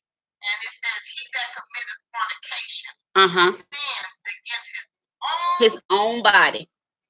Yes. He that committeth fornication sins against his own soul. Yes. Well, that's spiritual suicide. That's spiritual suicide. And I said, all my life I've been committing suicide. Yes. I've been killing my own destiny with the lust of my flesh. I've been crucifying my own destiny, killing my own purpose by 3 to 5 minutes of pleasure. And you know what? That's a good way to look at it. So I said that's a good way to look at it. Let me ask you this. So knowing that, then why do you think it is that even in the church and in Christendom, why do you think it is that so many single people are yet engaging in sex without being married, and no one wants to address the issue, no one wants to say anything, it's just normal behavior now? But then if you don't get into that realm, then you are not marriage material, if you will. You know what I'm saying? Yeah. Well, a lot of singles in church fall into sexual sin because number one, there's no outlet for sin in the body of Christ. There's really no outlet. Number two, we fall into sexual sin because we're human, first of all. We still crave love. We still crave affection. We still crave desire. we still want to be loved and thought to be beautiful and feel attractive and wanted and needed, even though we're single. You understand what I'm saying? And number three, we fall into sexual sin out of being lonely. Oh. Out of loneliness. You know what I mean? Out of being lonely. Nobody paying attention to us, whatever somebody else's purpose may be. You know what I mean? But for me, I just felt like at one time I went to sex counseling. You know what I mean? Like, hey, maybe this is my addiction. Right. Maybe I need therapy. Right. But it's cool cat I'm sitting on. Right. Right. She need therapy. Right. I can leave church and be like, yo, I'm on my way. You know what I mean? Yep. You know what I mean? And I started, and I treated men like they treated women. Hey, thank you. See you later. Right. You know what I mean? Yep. And so from that perspective in my life, when God delivered me, it's just like, man, it's just like, what was I doing? Right. You know what I mean? So now I feel like I'm in this position where I can tell other single men and other single women to just wait. But some singles need to understand what God told the prophet Jeremiah, you ain't getting married. Right. Can you handle it? If it's the Lord's will for you not to marry? What if it's God's will for you to remain single? Can you handle that? Or will you continue this production of sin until you can't do it no more? And I think that the question that would come to mind, I think the question that would come to mind when you say that, what if God says that you're not to get married, like for the rest of your life, you're supposed to be single? The question that would come to mind, and it's a natural inclination to have, so that means I will never really have legal sex again. You know what I'm saying? That would be your first, inclination, like, hold up, God, for real? Focus so much. Listen, we focus, and I'm telling you, I can talk about it. Right. I've been it. Right. I've been it, baby. I was the biggest freak in church. Right. You know what I'm saying? I'm just being 100. Right. I was bend me over, pull my hair, bite me, pull this leg right here. Put that right there. Now go faster, go slower. I'll tell the truth. Put your ears between these thighs, I'll tell you the truth. Put your ears between these thighs. So, that was, I'm just being 100 because we don't talk about it. Right. We don't talk about it. We try to suppress it with our praise. And we try to suppress it with our worship. Instead of being real and telling God, hey, I'm nasty. Right. I need you to send me a husband, or I need you to deliver me. Right. Period. One of the two. And that's what it boils down to. And when we think, because when we single, you focus on being with a mate, and you focus on sex instead of focusing on purpose. True. You True. understand what I'm saying? Yeah. True. We focus on so many other things instead of our purpose. And when we get over in purpose, and when you get over into the purpose and the will of God for your life and being obedient to what God has called you to do, baby, that's other things you used to think about, you don't even no longer think about because your agenda is kingdom. Right. Right. My agenda is kingdom. My agenda is on what is the Lord for my life. Right. My agenda is on God, what would you have me to do? Who am I ordained to bless in this season? What is our next move for this season? Okay, God, you told me to do this. I did this. Right. Now what would you have me to do next? And that comes with a lot of seeking, a lot of praying, a lot of intercession. Yes. You understand what people say that they want miracles and they want healing and they want deliverance, but you gotta seek it, baby. All these come from prayer and supplication. And if you ain't got that seek in you, the Bible says, I am a rewarder of diligence. Seeking.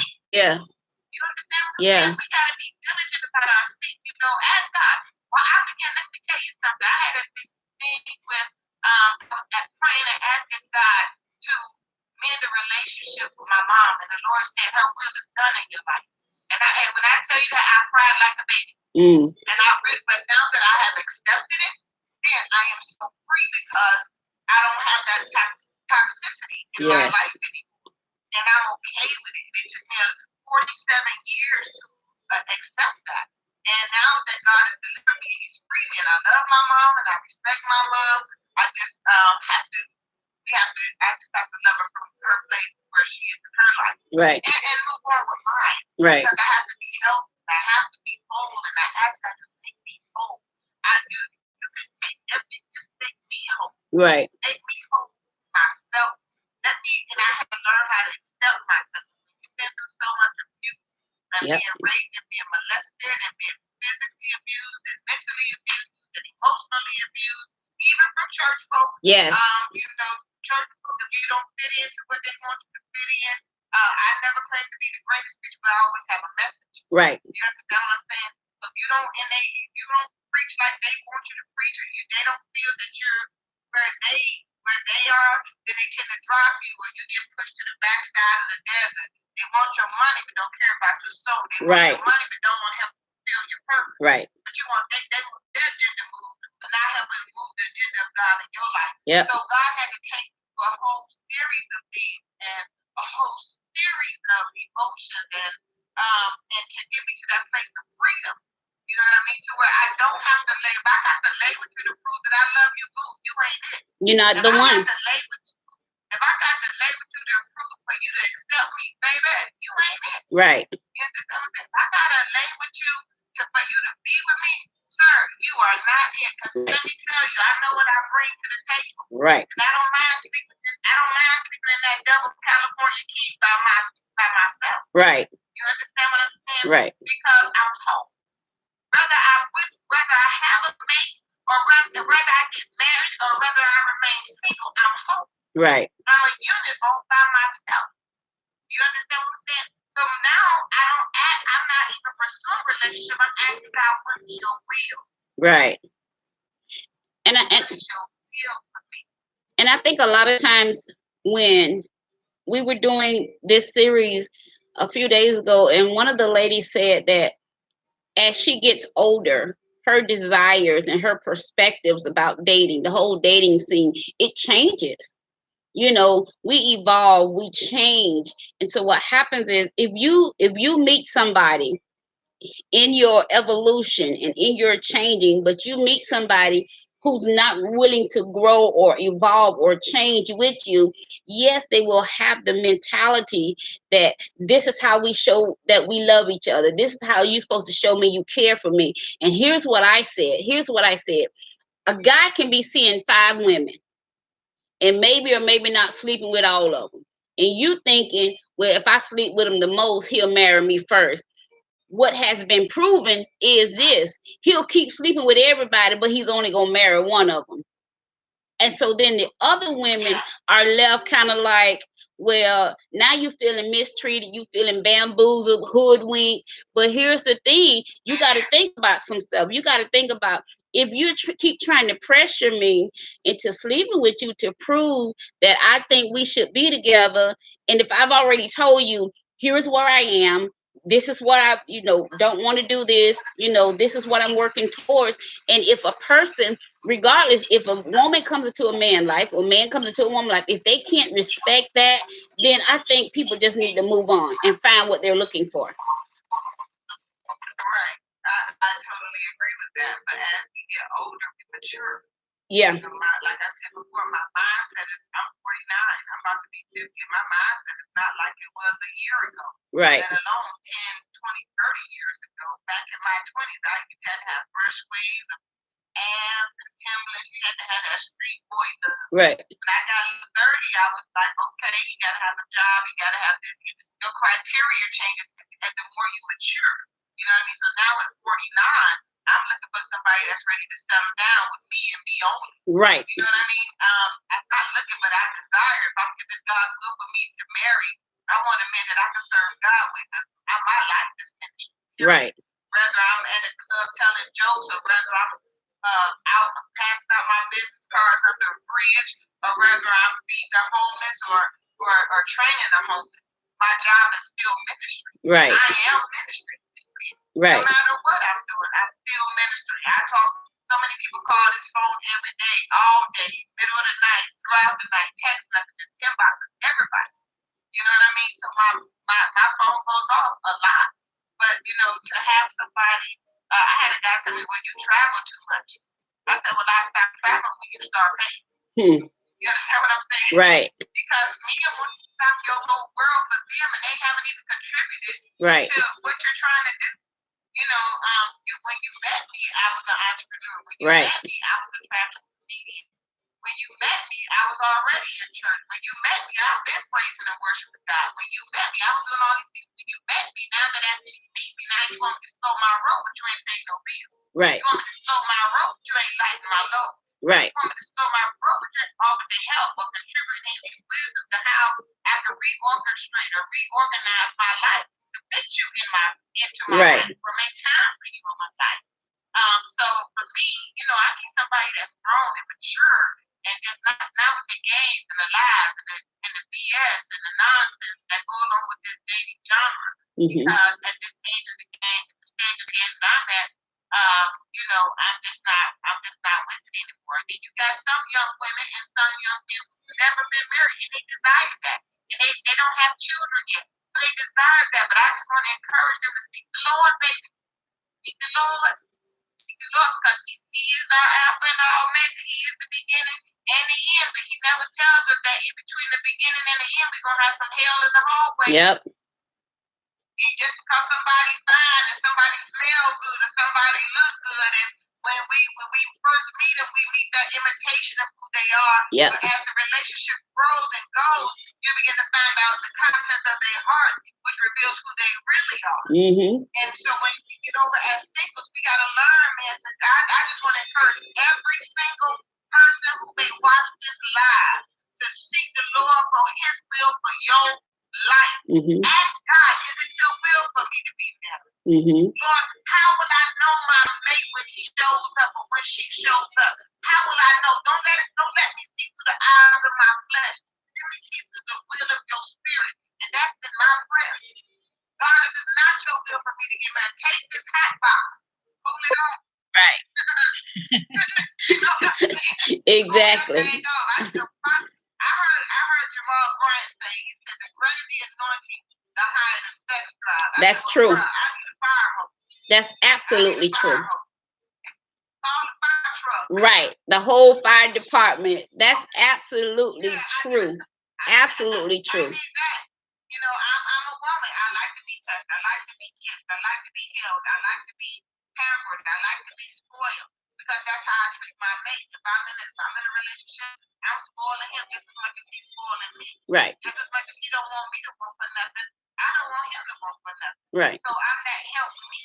Not just somebody that's just gonna be like, oh, baby, can you do this? Can you do that? Can right. you do this? But you know what? Those are the kind of women that some of these men like. Yeah. You know what I mean? I feel like I'm a woman. If you're a man, I should have to ask you anything because you're gonna make sure I got it. Right.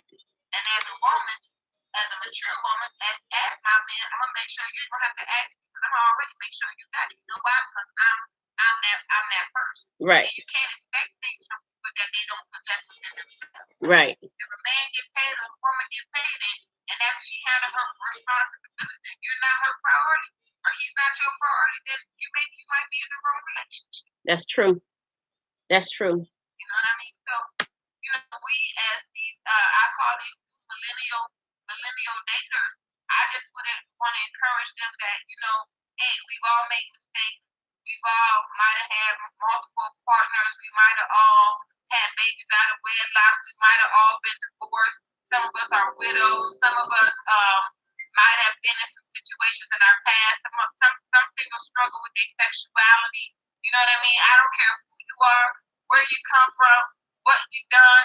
I just want them to know that whether you're successful or not successful, if you're going to be in a successful relation as a successful woman with the status that I have now, Benita, I make sure that I'm very careful who I allow in my element. Yes. I'm careful who I allow in my presence. Yes. I'm careful who I allow in my space, who I allow in my home. Yes. You understand what I'm saying? I don't want nothing disturbing my atmosphere. Yes.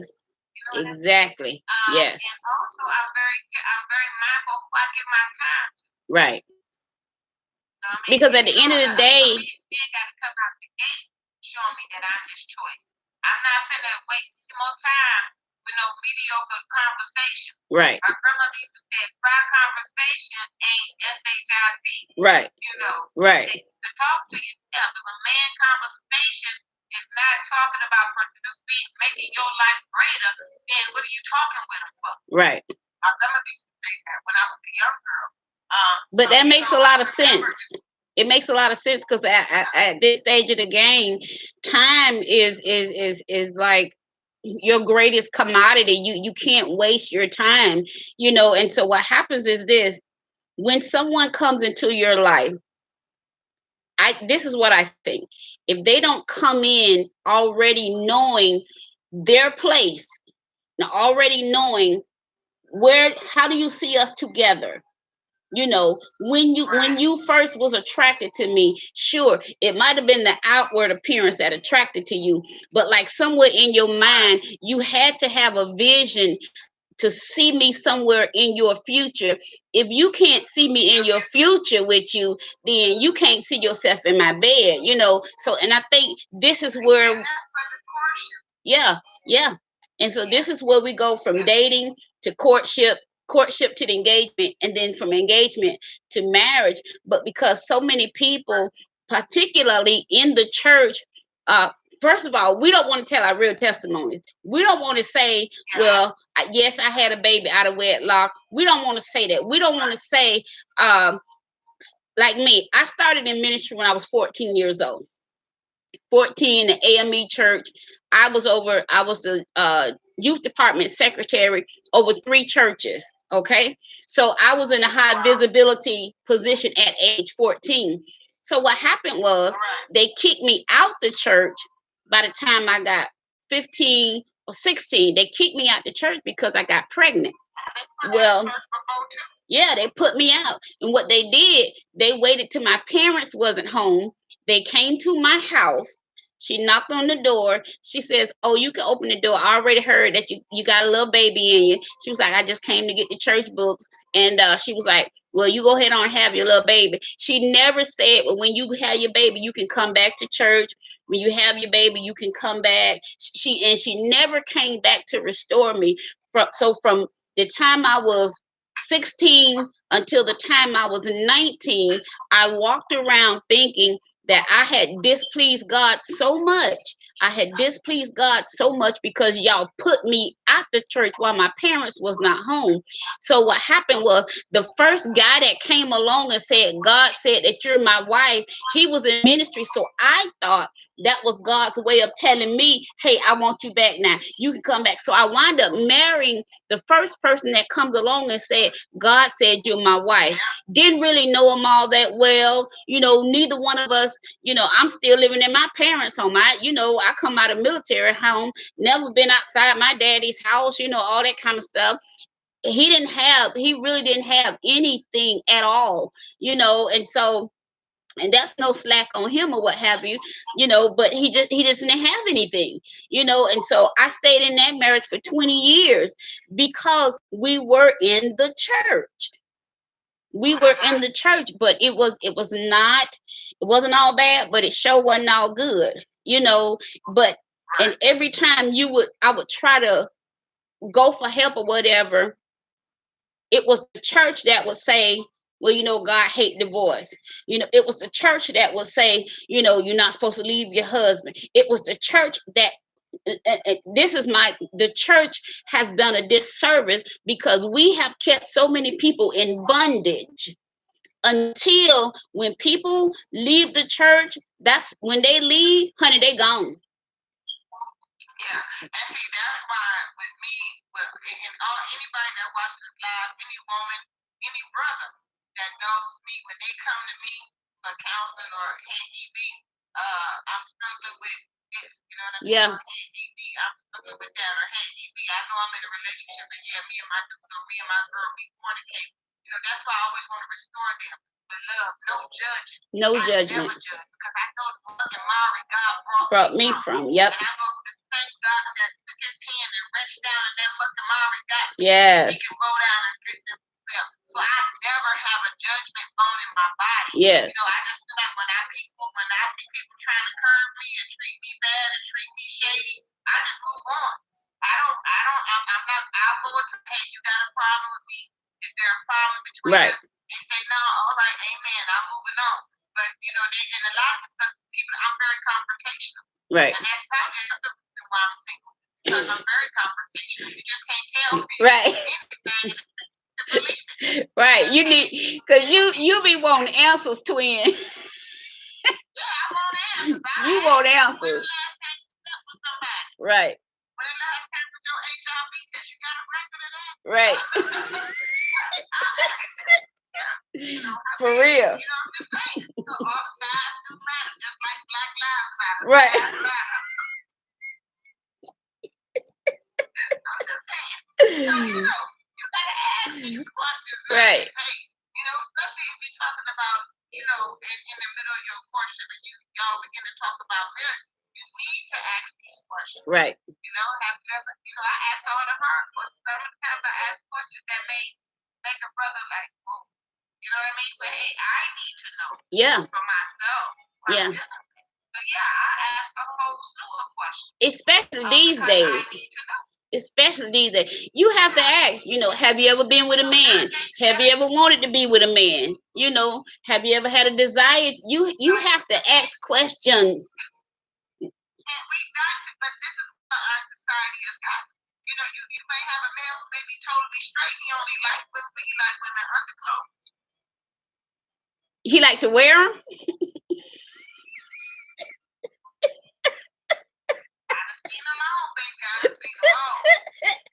Look, so some men have feet fetishes, you know, all those things. You got to look at their psyche. You know what I mean? You got to look at their psyche. You just can't take it for surface value. And just understand that we have gotten to this society with all this internet dating, social media dating. There's no more personal contact. There's no more personal introduction. You know, I'm old school. I love for a man to approach me, right. talk to me in a respectful manner as a respectable woman. I would love for a man to come and not ring my doorbell and say with some flowers and say, hey, ready for our date? Yep. I would love that. I would love for a man to, you know, open the doors. But now I will stand outside the door. Yep. And wait for them to open it. If they don't open it, I will get in my own car. Right. You understand what I'm saying? Right. Right. Because I can open my own door. If I'm with you and I gotta open my own door, I might as well drive myself. Right. Right. You know what I mean? So I feel like if we don't set the standard for our life, nobody else will. Nobody else will. We have to set in the guidelines what we want for ourselves, and if it be the Lord's will to send us somebody suitable that want to have that same level of standard in their living. You know, like I had a guy walk in my it's your house. Right.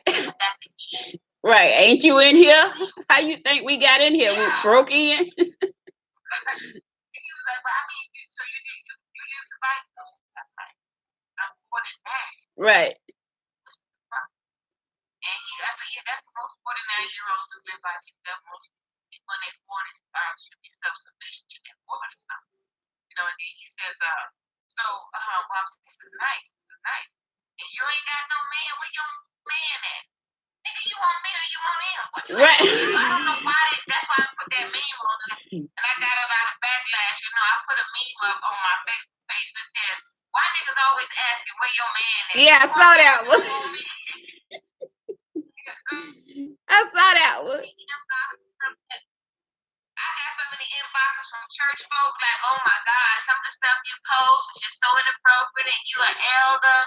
Baby, no, all them single mothers sitting in the sanctuary pregnant is inappropriate. Right. Half of sleeping with your shepherd, sleeping with their sheep is inappropriate. Right. You know, I said, listen, baby, I'm real about life. Period. Yep. No matter what form of life it is, I'm real about it. Right. And if I say it's trust me, it's coming, so I don't say the other cuss words. Right. You know what I'm saying?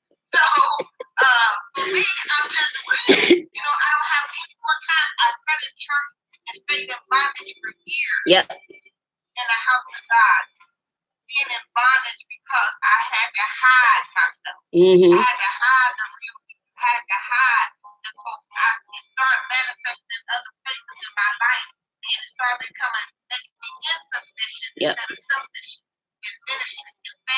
my personal life, I became insufficient. And I'm not going to allow myself to be depleted trying to people please. I'm not going to allow the anointing on my life to be not authenticated because of what somebody else thinks or what somebody else says. You understand what I'm saying? I know who I am, and I know whose I am. And I know that greater is he that lives in me is greater than he that is in the world. I know that I am fearfully and wonderfully made. I know that I am the work of his hand. I know that I'm the apple of his eye. I know that I'm a vessel set upon my Father's shelf, fit for the master's use. You got to know who you are. And many times, and I can tell it because when I was single, I didn't know who I was. And I became whatever somebody told me. I became what people said about me. I became, I had a girl tell me like back when I think I was about 26. As a matter of fact, I was 26. I just had my last son, and I told this lady, she came up, I said, you keep accusing me of your husband, now I'm going to take it. Right. You understand what I'm saying? You're right. That was my mindset. Okay, thank you. Now let me just take a person. You know what I mean? Right. She's trying to handle me like that. Now let me show you what I'm working with. Right. You know what I mean? So that's when I was 26. And now that I'm in, later on, and you speak about a lot of stuff, because I'm from the streets, Benita. Right. And so in the streets, we got a different mindset in the church. Right. And a lot of people in the church came straight from the hood, and they get over in church and act like they are. Act like they don't see it. Like they don't know what struggle is. They act like their whole life is perfect, and that's what bothers me. Yep. When you know where you come from, and you know where the Lord brought you from, now you get saved, and you act like you ain't been through nothing. You get saved, and you want to judge somebody because they see it. You get saved, now it's false. How somebody should live their life, but don't ever tell the testimony what God brought your way. Right. The true testimony. And that's why I don't mind telling my story. I don't mind talking about my past. I don't mind talking about where the Lord brought me from. I don't mind talking about the things I've been through, because guess what? Somebody else struggling just like I used to struggle in fornication. Somebody else struggling with self-acceptance. Somebody else struggling with, I don't care what nobody say. When a man or a woman is sexually molested or raped, it does something chemical. Absolutely. To the brain. Absolutely. Absolutely. I don't care what people say. If you ain't never been raped, if you ain't never been sexually violated, you can't speak on it. That's right. You can't tell them to get over it. You can't tell them to go to counseling. You can't tell them to give it to God. No, baby, that's the thing that only the blood of Jesus can break. Yes. That's yes. the thing that only the blood of Jesus can break. I know because it used to be me.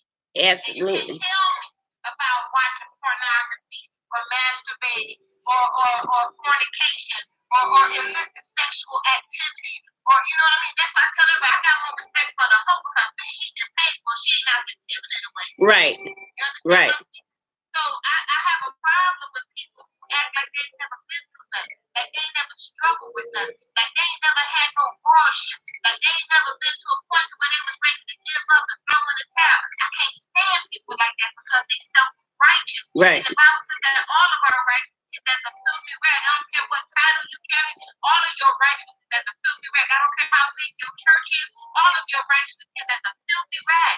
But we are created and made in righteousness. Through Christ Jesus. Yeah. You understand? It don't mean that our deeds are righteous, we become righteous. Right. And I think a lot of times. Everything that God do, they got a motive behind. Yep.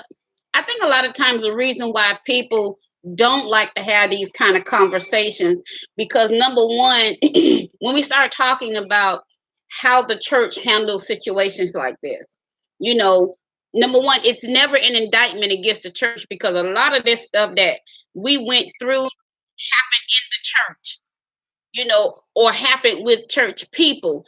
Let me tell you something.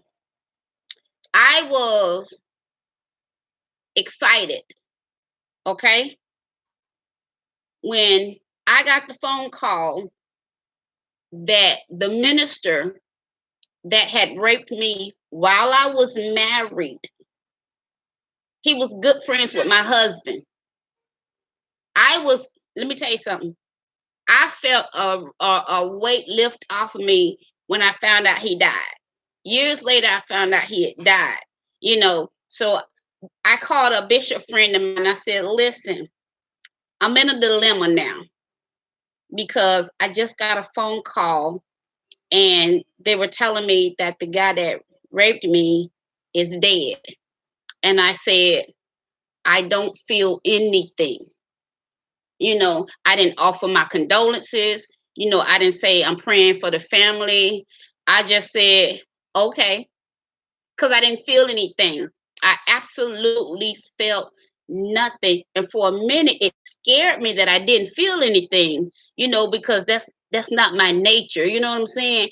But like you said earlier, unless you've been there, it does something internally to your mind that almost nothing but their death will release you from it, or something happening to them. And you know, and people could say, oh, you shouldn't say that because vengeance belong to the Lord. Whatever. Unless you've been there, you don't know what it is to carry that thing like in the back of your mind. Because first of all, you know, here's somebody that you knew, you trusted, you know, you felt safe around this individual. And most times it is somebody that you know, somebody that you trusted, somebody you felt safe around. And then here's the thing, when you are in church, we both were ministers. My husband and I were ministers also. This was somebody who was a good friend of his, you know. And so when it happened, it took me almost 2 years to even tell my husband, because he was the type of man that he would believe anything anybody tell him.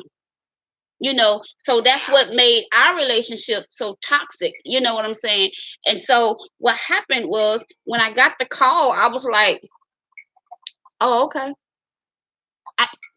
Twin, I didn't feel anything. I felt, it scared me so bad because I didn't feel anything. I actually had to call a bishop friend of mine. I was like, listen, I don't feel anything. But they were able to talk me through and say, guess what? That's okay.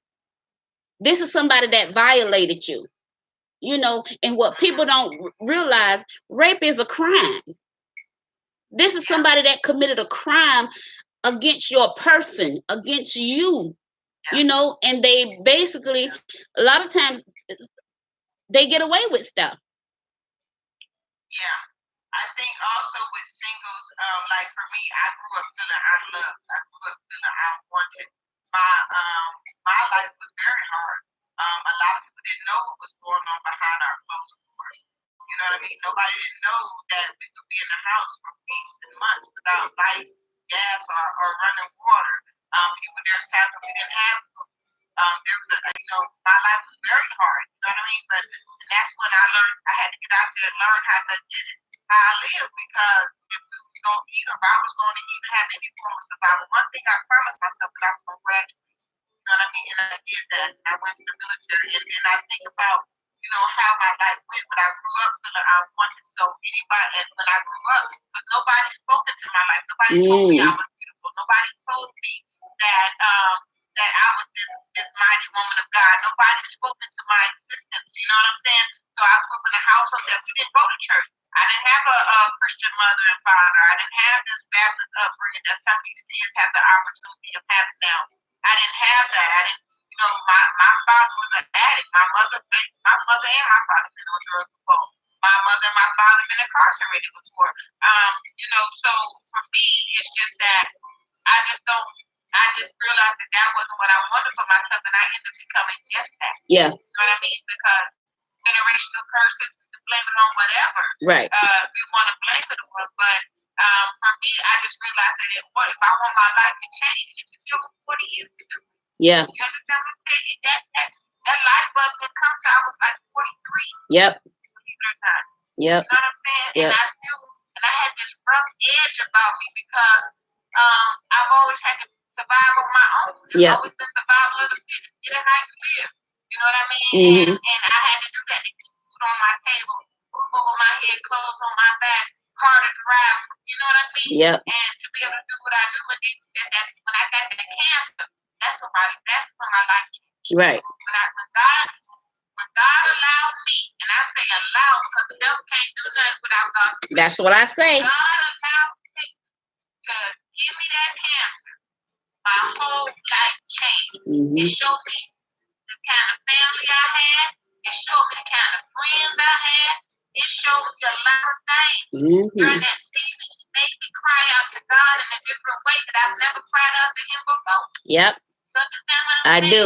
I absolutely understand. God put you between the rock and the hard place to get your attention. Yes. And when I got that cancer, and how my family handled me, and how my friends handled me, and my church handled me, and how different people handled me, it just became this light bulb just came on in my life. That the remainder of my life, I'm gonna be free. Right. The remainder of my life, I'm not holding grudges. I'm not tripping with people. I'm not gonna argue with nobody. I'm Right. not gonna be explaining myself to nobody. I'm not gonna be tripping with nobody. Right. You know what? It's my life. Right. When I stand before the Lord, my pastor not gonna be there, my friends not gonna be there, my family not gonna be there. When I stand before God and He open up that book, all I need to know is that my name is there. Yep. Yep.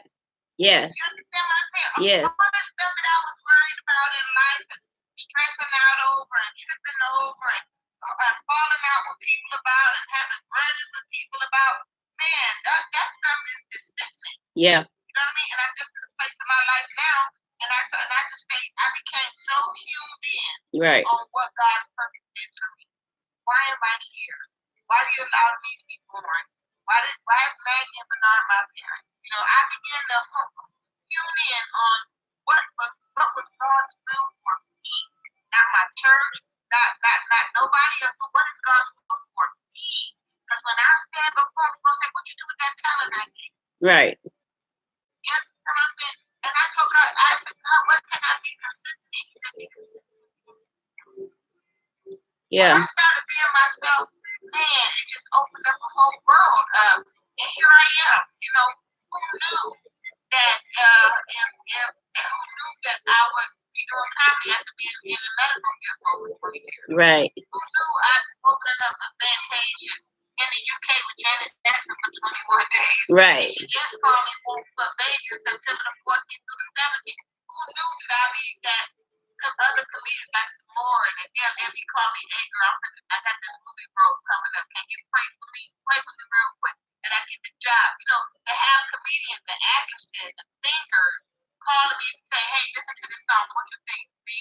You know what I mean? Yes. Or to have Snoop call me and say, "Hey, little sis, yo, check this out. And let me hear something over the phone." I'm like, "Yo, that's dope." But, you know. Right. And allow me to give them my opinion.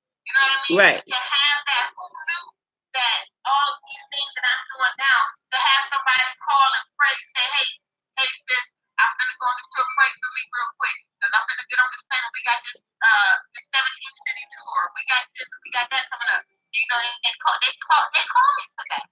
They'll text me, pray, say a prayer for me. I'm about to such and such. You know what I mean? Right. So those are blessings because God is opening so many doors for me to where I'm meeting people that I never thought I'd meet. Right. You know what I mean? That I never thought I'd meet. You know, or to have the rabbis, like the Jewish community, calling and fellowship with me and invite me over for dinner and invite me to the synagogue to tell jokes. And, you know, who knows? Isn't that something?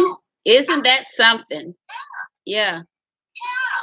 And they closed the synagogue just for me to come in and tell jokes. When your own is saying, "Oh, that's inappropriate. Oh, you're not representing, yourself as an elder, this, that, and the third." Yesterday, I had somebody literally tell me, "You'll never preach in this church." And I was like, "Baby, I'm preaching in church. Because I got a whole world that's going on. You keep preaching right here. Right. I mean, these highways and these byways." You understand what I'm saying? You know, one of the things that Ryan Hart Bucky had told me when we were in the UK, he's Janet Jackson's pastor. Uh-huh. And he said to me, your gift, your gift is the gift of laughter. You Right. bring joy to people's lives, bring joy to people's hearts. And he said that God is going to perfect that which is concerning you. And when I tell you, God began to tweet so many things in my comedy to where it's just been taken off like wildfire. Right. You know, and people say, "Well, how did you get this business?" So people say, "How did I get this business?" I started in the privacy of my own home. You understand what I'm saying? I woke up and I told God, I don't want to go back to what I have. You know, what is your will for me? I've been doing this too long. It pays the bills, but I don't feel nothing from it. I don't feel victorious from it. I don't feel successful from it. And like I said, I pray. I'm a prayer warrior, baby. Right. I'll fast in a minute and seek the Lord and ask God when I really want true guidance and leadership and understanding. And the Lord woke me up at 3:49 in the morning. He told me just like this, go get my people. Right. And the next morning, 3:49, and I still, that's why you see me up on Facebook, 3:49 after my prayer. And 3:49 has just been in my spirit ever since I had that cancer, and that's me and God's meeting time. And so when I began to pray and pray, he said, go get my people. Then he woke me up with kingdom cleaners. And I said, what can I do to make money? And he said, do what's your gift, what's your natural thing to do? What can you do for free? And do it every day. And I'm a need free. Yeah. I started that cleaning company. Yeah. I started that cleaning company, and I called some doctor friends of mine, didn't have no staff. Right. Called some doctor friends and I said, hey, can I clean? I don't think I'm gonna go back to dialysis. Can I clean y'all office for y'all? And they said, oh, we got people who do it already. Blah, blah, blah, blah, blah. And eventually they started calling me back. Right. And asked me, hey, I had all these contracts with no staff. And then I said, so at first it was just me and my son. And then I was coming from getting the contract signed and rode past this homeless shelter called Haven for Hope. And the Lord said, pull your car right here.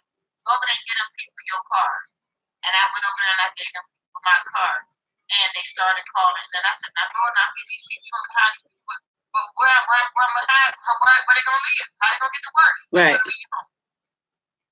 That's what I did. I brought them to my home, and anybody that knows me way before I started Kingdom Cleaners and taking homeless into my home, a lot of people have lived with me. I help a lot of people get on their feet. Some people live with me till they finish college. Some people I've helped get cars, phones.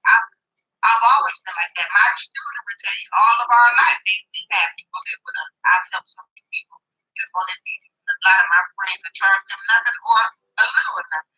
But I brought them into my home. And I preached to them, and I prayed with them, and I told them what God told me, and here we are. We got 607 employees later. Amen. 5 years later. Amen. Yeah, so, Amen. And people say, well, how your business just blew up? No, my business just didn't blow up. I just obeyed God. Right. And God made provision. And God gave me a strategy that I was never deviating from. Right. Just like he told Noah how to build the ark, Yes. he told me how to do this. And I don't deviate. Right. You know what I mean? And so right. here we are in 4 cities later. So, you know, for me, I'm just grateful because as a successful woman, and to build my brand to where it is right now, it is very difficult to find suitable mates because they feel that, oh, they don't have what I have, or they don't have the money financially. Not about money. Not about money at all. It's about finding somebody that you can love and that's going to love you and that you can serve God with. And whatever he has, trust me, I'm a multiplier. Right. Whatever he brings to the table, I can multiply. Right. Right. You know what I mean? Right. So, you know, and that's just the kind of woman that I am. So I don't worry about what a man has, but he has to have some sort of stuff. Right. You understand what I'm saying? Right. It's not about money. I don't expect him to make what I'm making a month because he don't do what I do.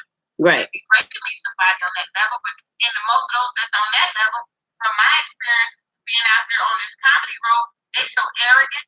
Yeah. You know what I mean? They don't have no substance. They got a lot of money, but they ain't got no substance. I need a man with substance. Right. Not just the money, the substance. If you can get up and go to work every day and bring that paycheck home, I'm willing to work with you. Right. If you can if you can serve God and praise and worship God, I'm willing to work with you. Right. If you don't have what I have, that's fine. Bring it to me because I'm gonna make sure we match it. Right. Because I'm a multiplier. Right. You put in my hand, I'm a multiplier. Right. Every time.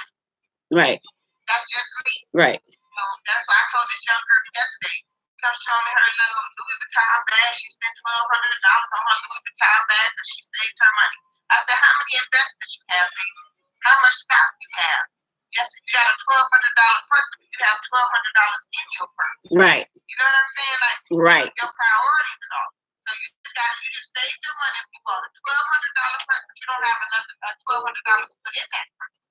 You see what I'm saying? I said, so your priorities is off. Right. So what would make you purchase something that you can't even afford yourself? Wow. You know, so I'm a different kind of woman.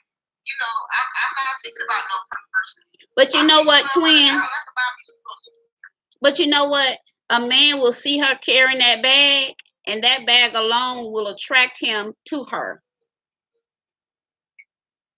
Yeah. You know, versus, you know, we've been carrying the same bag for 2-3 years. You know what I'm saying?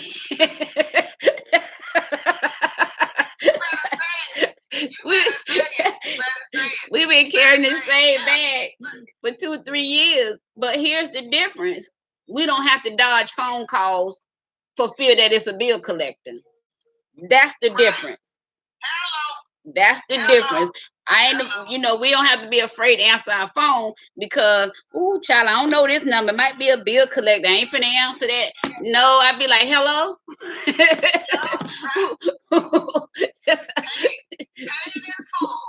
Absolutely.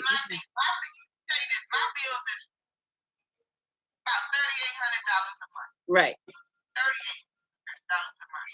I pay that by myself. Right. No sweat. Right. That's how. And when I was working in the medical field, I was struggling.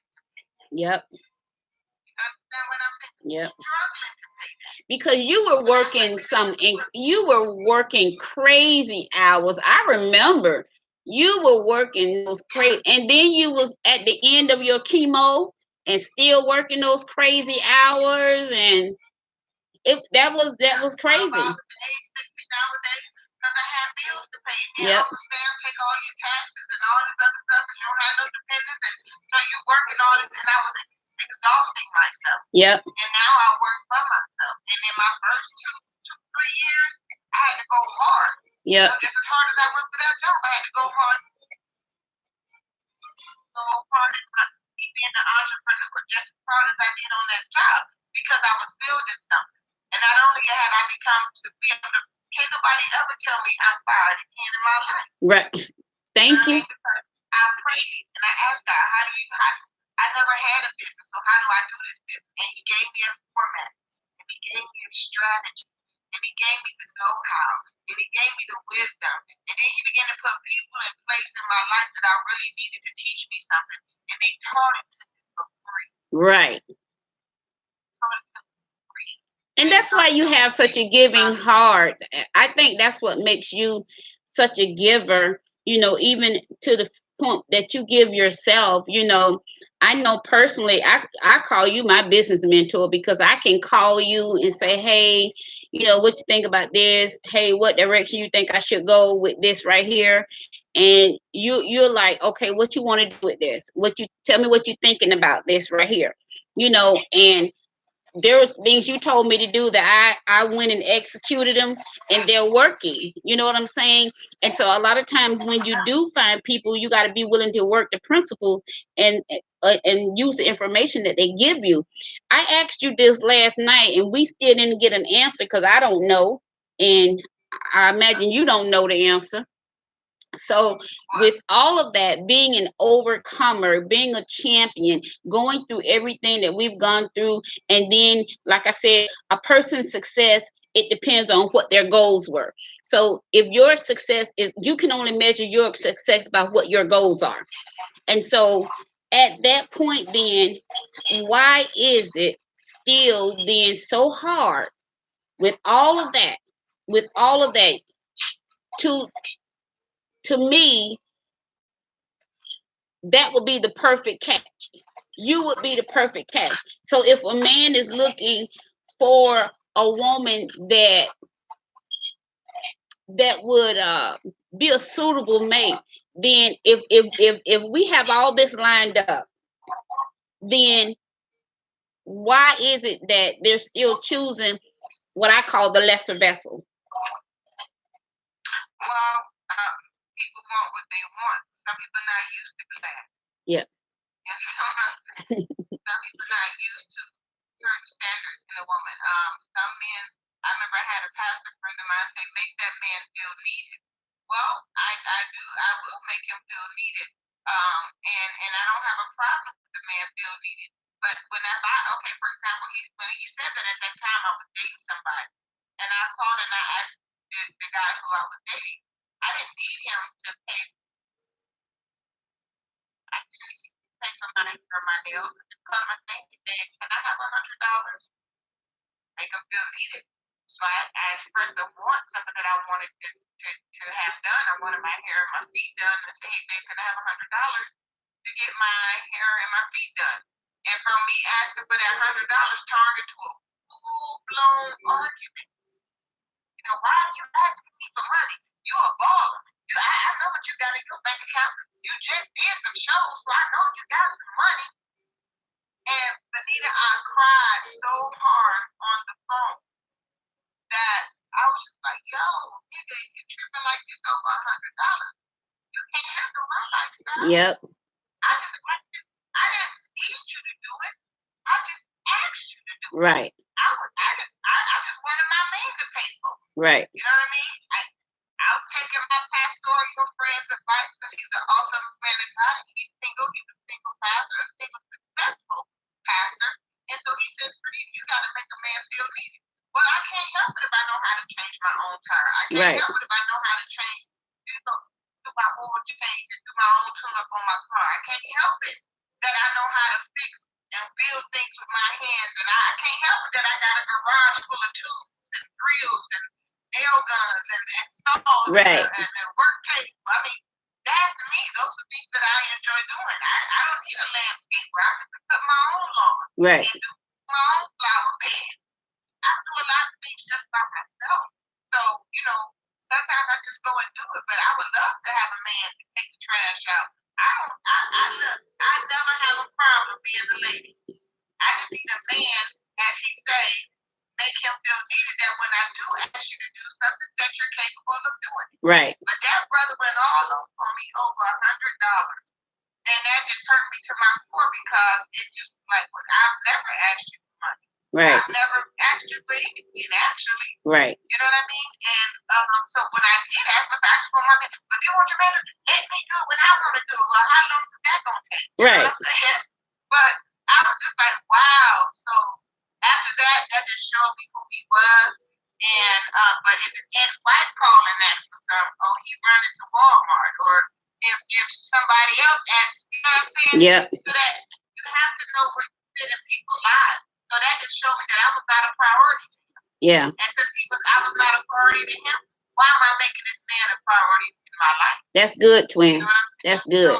So you have to learn. You have to have somebody that wants you just the way you are. Right. And can want to add to your life, but you can add to their life. Because if somebody doesn't value your presence, they'll miss you in your absence. Yeah. You understand what I'm saying? Yeah. So, and that's just where I'm at. And as successful as we are, twin, that we just can't settle for no anybody. Yeah. You know what I mean? Yeah. You know, I'm a big giver. You know, if I'm with somebody, if I got it, you got it. That's how I roll. I don't do all that, oh, he better take care of me. Oh, he better get my money. But he better do this, Right. He better do that. You know what I'm saying? Right. You know, no. We're going to coexist and we're going to go cohabitate together. We're going to take care of each other. I'm going to take care of you just as much as you're taking care of me. Now, if you ain't taking care of me, you're going to expect me to be taking care of you because it don't work like that. Right. I like a man that's a man. I like a man that's romantic. I like a man that's a provider. I like a man that's a protector. I like a man that I can come under. Right. Preach, girl. Yeah. Say that part one more time. Yes. Somebody you can come under. I like a man that's not intimidated that I have so many skills and I have so many talents that you think that I'm outshine him. No, you shine together. If I'm shining, you shine. You shining. If you in my element, you with me, you shining too because you my man. When I'm in my element, and when you in your element and I'm with you, I'm shining because you my man and I'm with you. And I'm in your element. Right. You know what I mean? So that's just where I'm at with this relationship thing. It has to be 100, not 50-50. If you come in anything in my life, it got to be 100. Your truth, your honesty, your nakedness, your worship, your praise, your relationship with God, it got to be 100. Right. You understand what I'm saying? Because I'm just not willing to settle like I did in time past. Right. And settle for anything and anybody. You know, you telling me I'm beautiful, that don't impress me. Right. You telling me how nice my figure is, and I'm a thick girl, but you got the curvy. That don't impress me. Right. You understand what your character looks like, bro? Right. How can you add to my life? Right. How can I? Yeah. What kind of asset are we going to be to each other? You're right. You know what I mean? Yeah. Can you love me correctly? Can you love me just the way that I am? Right. Can you inspire me to complete the mission of God on my life? Right. You know, how can we be an asset to each other? Right. If the relationship is not going to be beneficial, what we in it for? Right. Why we waste our time with it? Right. You know what I mean? Why we waste our time with it? That's If true. I don't see a relationship to where it's going to be beneficial to me, if I'm more beneficial to him than he is to me, it ain't happening. Right. Because then you get into a situation where people start using you and they're taking your kindness for weakness. You know what I'm saying? And then when you say something, oh, you one of them kind of women. No, it's not that I'm one of them kind of women. I just realized that this is not going where I needed to go. It's not working out. So, you know, basically let's just kiss and say goodbye. But see, then people have a problem when you stand up for yourself, because now you're being too much. You know, you're doing too much. But for whatever reason, it seems like even when I look at men in ministry who are marrying women who don't even like people, but you're in ministry, but you'll marry somebody that don't even like people, you know, and a lot of first ladies, I've seen a lot of first ladies kill the church. Right. To lead the body of Christ because of their attitude and their character and their disposition and how they handle other women around their husband. Baby, I've been there, done that. One time, me and one pastor's wife in Cleveland, me and homegirl almost knocked her clean across the parking lot. You know, and I don't know what it is. I'm a serve, you know what I mean? And I'm a serve no matter where. If I'm not accepted in the church, I know God has gave me a whole world, a platform to where I can serve. If nobody want me to preach in their church, I got a whole world, a platform called the world that I can preach to. And it's working, and it's effective, and we vibe and we move it, and people are changing their lifestyle, and people are seeing God in a greater way, just the way that they are, without all the religious rhetoric and the religious foolishness and all the religious rules. And we want people to be revived. And I told one thing Janet Jackson said, Janet asked me, what is one of your, like, if you could do anything in the world, what would it be? And I told her, I said, Janet, if I could do anything in the world, I would want to revive every man, woman, boy, and girl. Yeah. Revive the relationship with God. Yeah. She was like, oh, wow. I wasn't expecting that. I thought you would say to go to a place or do something that you've never done. I said, I done did everything I wanted to do in my life. Right. Good, bad, and indifferent. You know, anything I do in my life now is just a blessing. Yeah. You know what I mean? I've been all over the world, seen every kind of thing you could possibly see. So there's really nothing left for me to do. That's why don't nothing take me by storm. Don't nothing take me by surprise. Because I've been in them streets. I know what's in the world. I know what's in the church. And I've learned how to find that balance in Christ to where I can live effectively and live effectively. Right. In my walk with God. And I'm okay with that, and I have that balance. That's why I tell everybody I come in contact with, man, if I can help you, then I'll help you. If I can show you, teach you something, I don't mind teaching you something. If I can help you in a way that I feel is feasible, I would do that. Right. You know what I mean? And that's why me and her clicked so well. She said, you know, one of the things she said to me,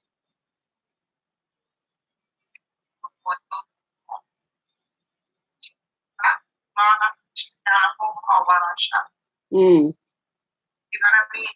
So the privileges that we have, everybody don't have those same privileges. Yeah. I would just love just to go to a Baskin Robbins and get ice cream. Yeah. But if I go to a Baskin Robbins, we gotta plan it, we gotta call ahead of time, or I gotta send somebody to get the Baskin Robbins, or I have to shut the whole store down for the day for me to go in there and get ice cream. Just the simple things. The simple things that we take for granted. She can't do those things. Right. You know what I mean? So, I love her to pieces. Like, we have this formed this bond that's just unbreakable. And I've learned she's teaching me things, I'm teaching her things. And that's what that iron sharpening iron. Right. And we see all these people in these fancy positions, all these millionaires and trillionaires. And when you meet them, when God allowed me to meet these people, they're human just as much as we are. Right. They need the same love, the same care, the same prayer, the same attention, just as we do. Yeah. They're no different from us. They just they made their life successful with their gifts and their talents. And because of the gifts and their talents that made room for them, they became famous. That's it. Right. That's it. It's no different. And she says, well, you don't never act starstruck. For what? They're human just like me. They Right. need God just as much as I do. So what are we starstruck for? And I told her, I said, she was the only person that made me starstruck. Right. You know, where I was just got like tongue tied and froze up. Right. You know what I mean? But now that I've gotten to know her, man, that's my dog. And Right. I love her. I will cut somebody about that. Right. Because I know her heart and I know her spirit and I know her pastor and I know her heart as a servant. And I know her God, I've experienced her God relationship. Right. You know what I mean? So people see famous or people see successful, or just because of where I live now. I used to live on the east side of San Antonio when I first came here, but I don't live there anymore. My stock went up. You know what Right. I mean? So just because I'm from the hood don't mean I gotta stay in the hood. Say that again. I'm from the ghetto don't mean I gotta act ghetto. Yes. Yes. Yes. I'm from the ghetto don't mean I gotta act ghetto. Right. You know, just because, hey, but I can be a ratchet if need be. You know what I mean? Don't get it twisted now. I ain't say I was no punk. You know what I mean? I didn't say I was no punk. I'm just saying. Hey, if I check you in the street, don't think I'm gonna check you in the church. Right. And I don't have no problem with that because I'm me. I'm just me. That's all I can tell everybody. I'm me and I'm gonna just be me. And I love people and I love everybody. And I don't have nothing in my heart against no successful people. You just gotta know who's for you. Yeah. And know what you desire. And whatever you desire, take that desire to God and He'll give us the desires of our heart. Whether you a millionaire, 1,000-aire, or 100-aire, it don't matter. Love covers the multitude of sins, baby.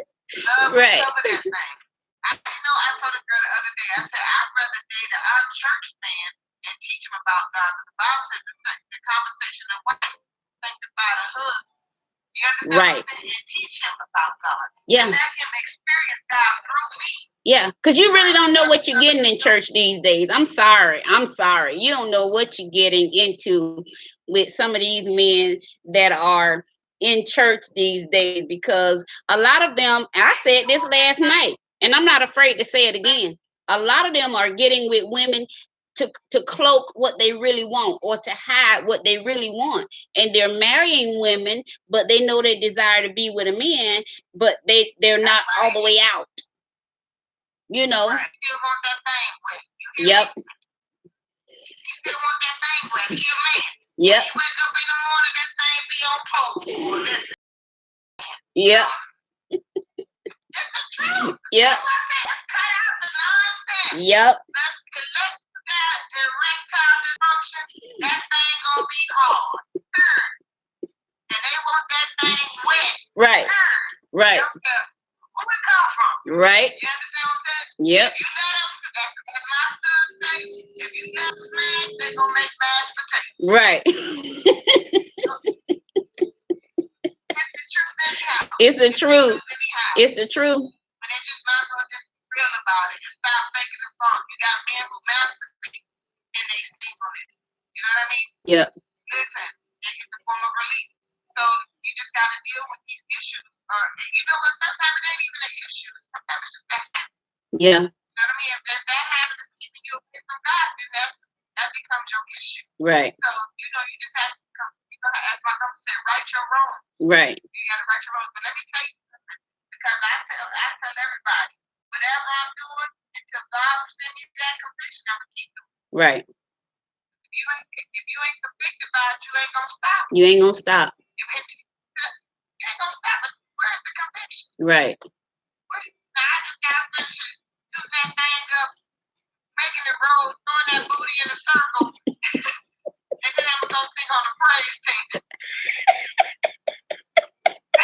I got a whole penis. With your hands lifted up. Just swallowed the whole room. God said, eat all of it. He didn't mean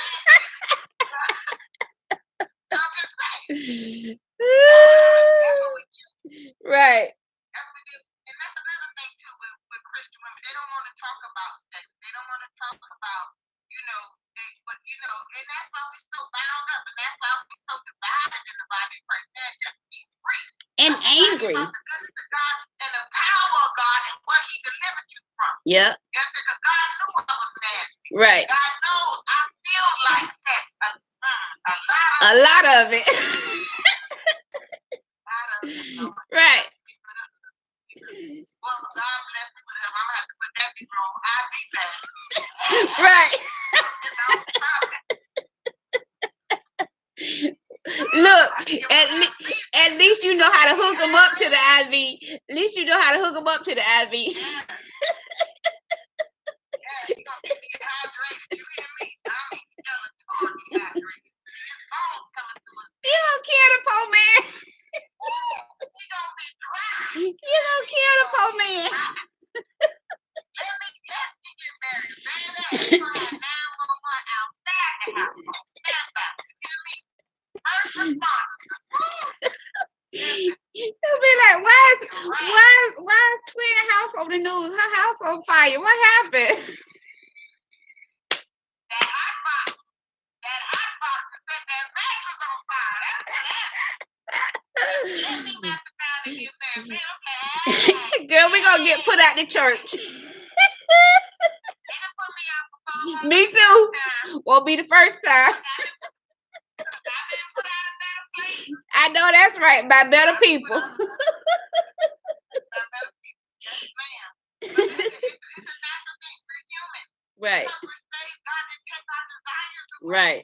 Right. You know what I mean? It's not what we do with them, how we channel those desires. Right. You understand what Right. I'm saying? I used to watch pornography. I used to love, fornication. Right. You know what I mean? Right. Amen. Listen, it's real. And that used to be my story. That used to be my life. Right. You know what I mean? And anyone who's up here say she ain't never sold no pussy is a lie. Right. You know what I mean? So cut it. Right. If you live with a man that wasn't your husband, you was selling it. Right. Period. If you slept with a man that wasn't your husband, you was selling it. Right. If a man ever exchanged any form of monetary money or gifts to you in exchange for sex, you was selling it. You were selling it. Some of y'all didn't gave it away. Some of y'all done gave away. You was out there hungry for free. Right. Look, I'm real. Let's just tell the truth. Yep. Pornography, masturbation. These are things that single people are struggling with in the body of Christ. Yeah. Even to this day. Even to this day, because they're single. And they don't know how to channel that energy. And they don't know how to go on to eat. They don't know how to fast and pray. They don't know how to loose strongholds in their life. Right. They don't know about spiritual warfare. They don't know how to conquer and master the demons that they've had in their life. You know? And like I had called my sister one day and said, hey, I'm going to so-and-so. She said, okay, now don't call me, tell me. And I said, you know what? Wow. I don't live like that anymore here. Right. No, but the fact that she would say that to me, I found it to be so disrespectful. Like, I've never held your past against you. Right. So why would you hold your past against me? Right. I heard her say, hey, well, I know you want to so but don't call me and tell me because I don't have to. I'm like, Right. girl, ain't nobody on that no more. Right. How many years ago that was? Yep. And you still on that? Some people will never forget your past. Right. But the Bible said, he said, I throw your sins in the sea of forgetfulness and remember them no more. Stop letting people relive what you did and relive. Like I was in Cleveland, I was in the mall, this dude was calling me, and I was like, oh, I know that name. That was my street name. So I know Right. somebody from way back when. Way back when, Don't right. call me that. That's not no more. Right. I said, I'm sorry, my either. He's like, your name was, I said, that was a street name. Right. My name is Elder Renita Ward, comedian Renita Ward. I'm no longer that person. Right. I no longer do those things. Right. And he was like, well, I just saw you and I know that walk from anywhere and all that kind of crap. Right. You know, I said, well, it was good to see you. I'll talk to you later. He said, I was always crazy about you and I just Well, praise God. Nice seeing you, brother. You take care. Have a blessed day. See you later. I walked away. Yeah. And that's Yeah, funny. I walked away. That's funny because my brother called me yesterday and we had this same conversation almost an hour long about allowing people to label you how they see you versus what God says about you, about your destiny, where you can go, who you can be. You know, we talked so long about that. And then he started asking me questions and stuff like that, you know, and a lot of times it'll come from either family members or close people, or it'll come from your church members. People that knew you along your journey will try to hold you at different junctures where they felt most comfortable with you. You see what I'm saying? People try to hold you where they felt most comfortable. People might not like, you know, you being a successful comedian now. People might not like the fact that now I'm free. I can have a platform like this. I can talk about being diagnosed with clinical depression. I can talk about, you know, being a brain tumor survivor. I can talk about losing my daughter. You know, people don't like when people are free to live their life.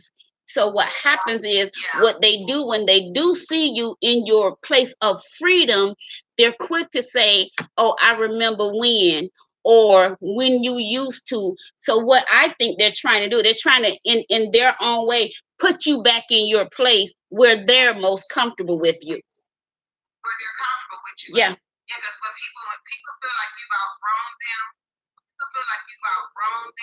then they feel intimidated. So they'll try to do like the crabs in the barrel. So that old crab in the barrel story. The more you try to climb up, the more they try to pull you down. You just keep climbing. You know what I mean? And I tell everybody, whatever you heard about me, get to know me for myself. For myself. Get to know me personally. Get to know me for myself. Not what you heard, because they might have told you something in an old chapter from an old chapter. I'm not there no more. Yep. You know, so people always try to hold you from, or they make you remember what you used to be and what you used to do. And I just tell you that's under the blood now. I remember when I wrote this book right here. It's called Prohibited Praise, Paralyzed Power. It's on the dangers of a non-praising church. I remember someone saw the book. I don't know where they saw it. You don't have this one? No, I need that. Okay, I'll send you that one. And so I got this phone call and said, hey, I saw your book. I want to ask you a question. So I'm like, okay, go ahead. So I'm excited. You say you saw the book, you know, I'm excited. So what make you think you an expert on praise that you can write a book about it? And I said, huh? No, I was just wondering. I'm not trying to be funny. I'm just wondering what make you think you an expert on praise that you could write a book about it? And I said, I didn't say I was an expert on praise. You know, I just, you know, I wrote a book, you know, and so it's that mentality that people will try to snatch you out of your celebratory moment when God has done something through you and for you, because I wrote those 4 books during the time I was recuperating from brain surgery. You know what I'm saying? So to me, that's an accomplishment. And so what happens, somebody will come along and try to snatch you out of your place of victory, snatch you out of whatever your place of success is to you, because success is defined as accomplishing a goal. That's success. And so what happens is, I think when people are not satisfied within themselves, they'll find fault in everything about you if they see you as someone that intimidates them. You see what I'm saying? Let me tell you something. When I had people were screenshotting me inboxes that people were saying about me, and that hurt me to my core. People were inboxing people that knew me, and it hurt me the most because some of these people lived in my home. They don't know that's not. No, she is that, or no, she does live there because I live there. She took me in with my son. She took me in with my kids. She took me in with my husband and my kids. Right. She took my children in. She took me in. She took me and my husband in. Right. And I'm telling them. Right. I mean, and that hurt me. But then you're going to send me these screenshots of things that people have said about me. Oh, she lying. She don't have no no business. Oh, she lying this, or oh, she lying that, or oh, she lying, whatever they felt I was lying about. Right. And I said, well, I ain't never asked nobody to pay none of my bills, and then nobody have to take me. Right. But you sit up there, you tell the truth, you let them talk about me. So to me, I remember one time my pastor said, people inbox me about you. Well, if they inboxing you about me and you don't tell me, you're just as shady as the person who inboxed you. This is true. You know what I'm saying? And that's just how I feel.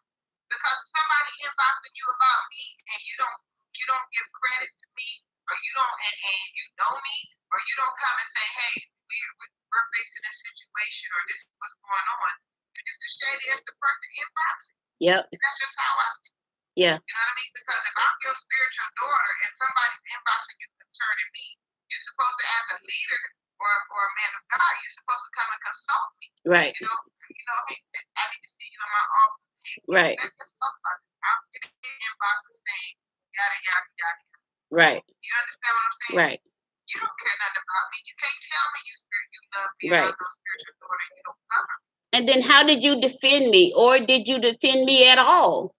Did you say, well, I've been covering her for this amount of years and, I can attest to her character? What did you say? Here's my thing. Did you stand up for me the way I stand up for you?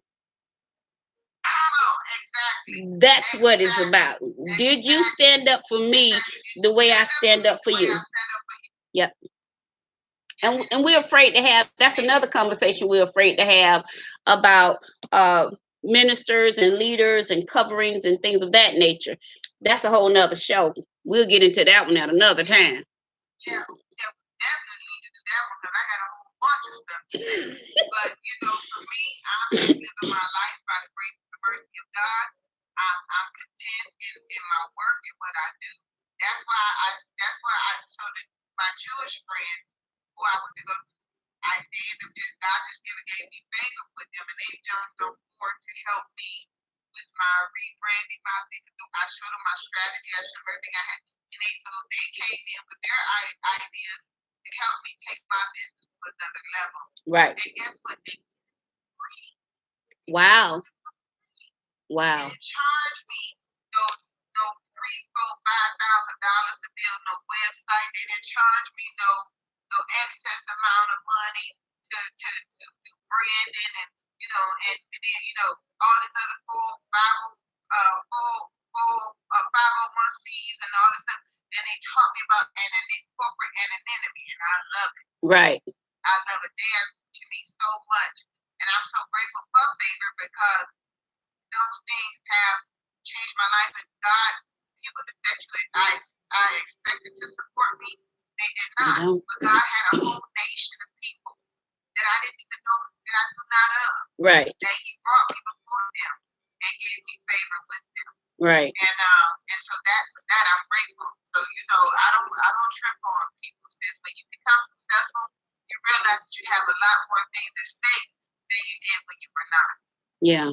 Yeah. That's true. That's true. I take my life more seriously. I take my purpose more seriously, my family more seriously. I love my kids. I got some amazing kids. And even with them, with all the dates and with them themselves, they come out. Right. You know what I mean? Yeah. So I'm real proud. I'm real proud of them. Mm-hmm. Everybody had their own growing thing. Yes. You know what I mean? But yeah. A successful woman and being a successful man is very difficult. You got to be mindful of who you have around you. You got to be mindful of your choices. You got to be mindful that you spend your time with somebody that's suitable for you and not just after you for what you have. Right. You know what I mean? And that's great. Yeah. Yeah. You know what I mean? All right, twin. I got to get ready to get out of here, go pick up this baby from school, but I have certainly enjoyed our time. You have been a blessing to our audience. Listen, again, we're super excited about what the Lord is doing in your life. And people they don't attribute, well, she's working with secular artists and she's doing this. So they don't attribute that to the Lord opening doors. Listen, when you consider, what's going on in the church,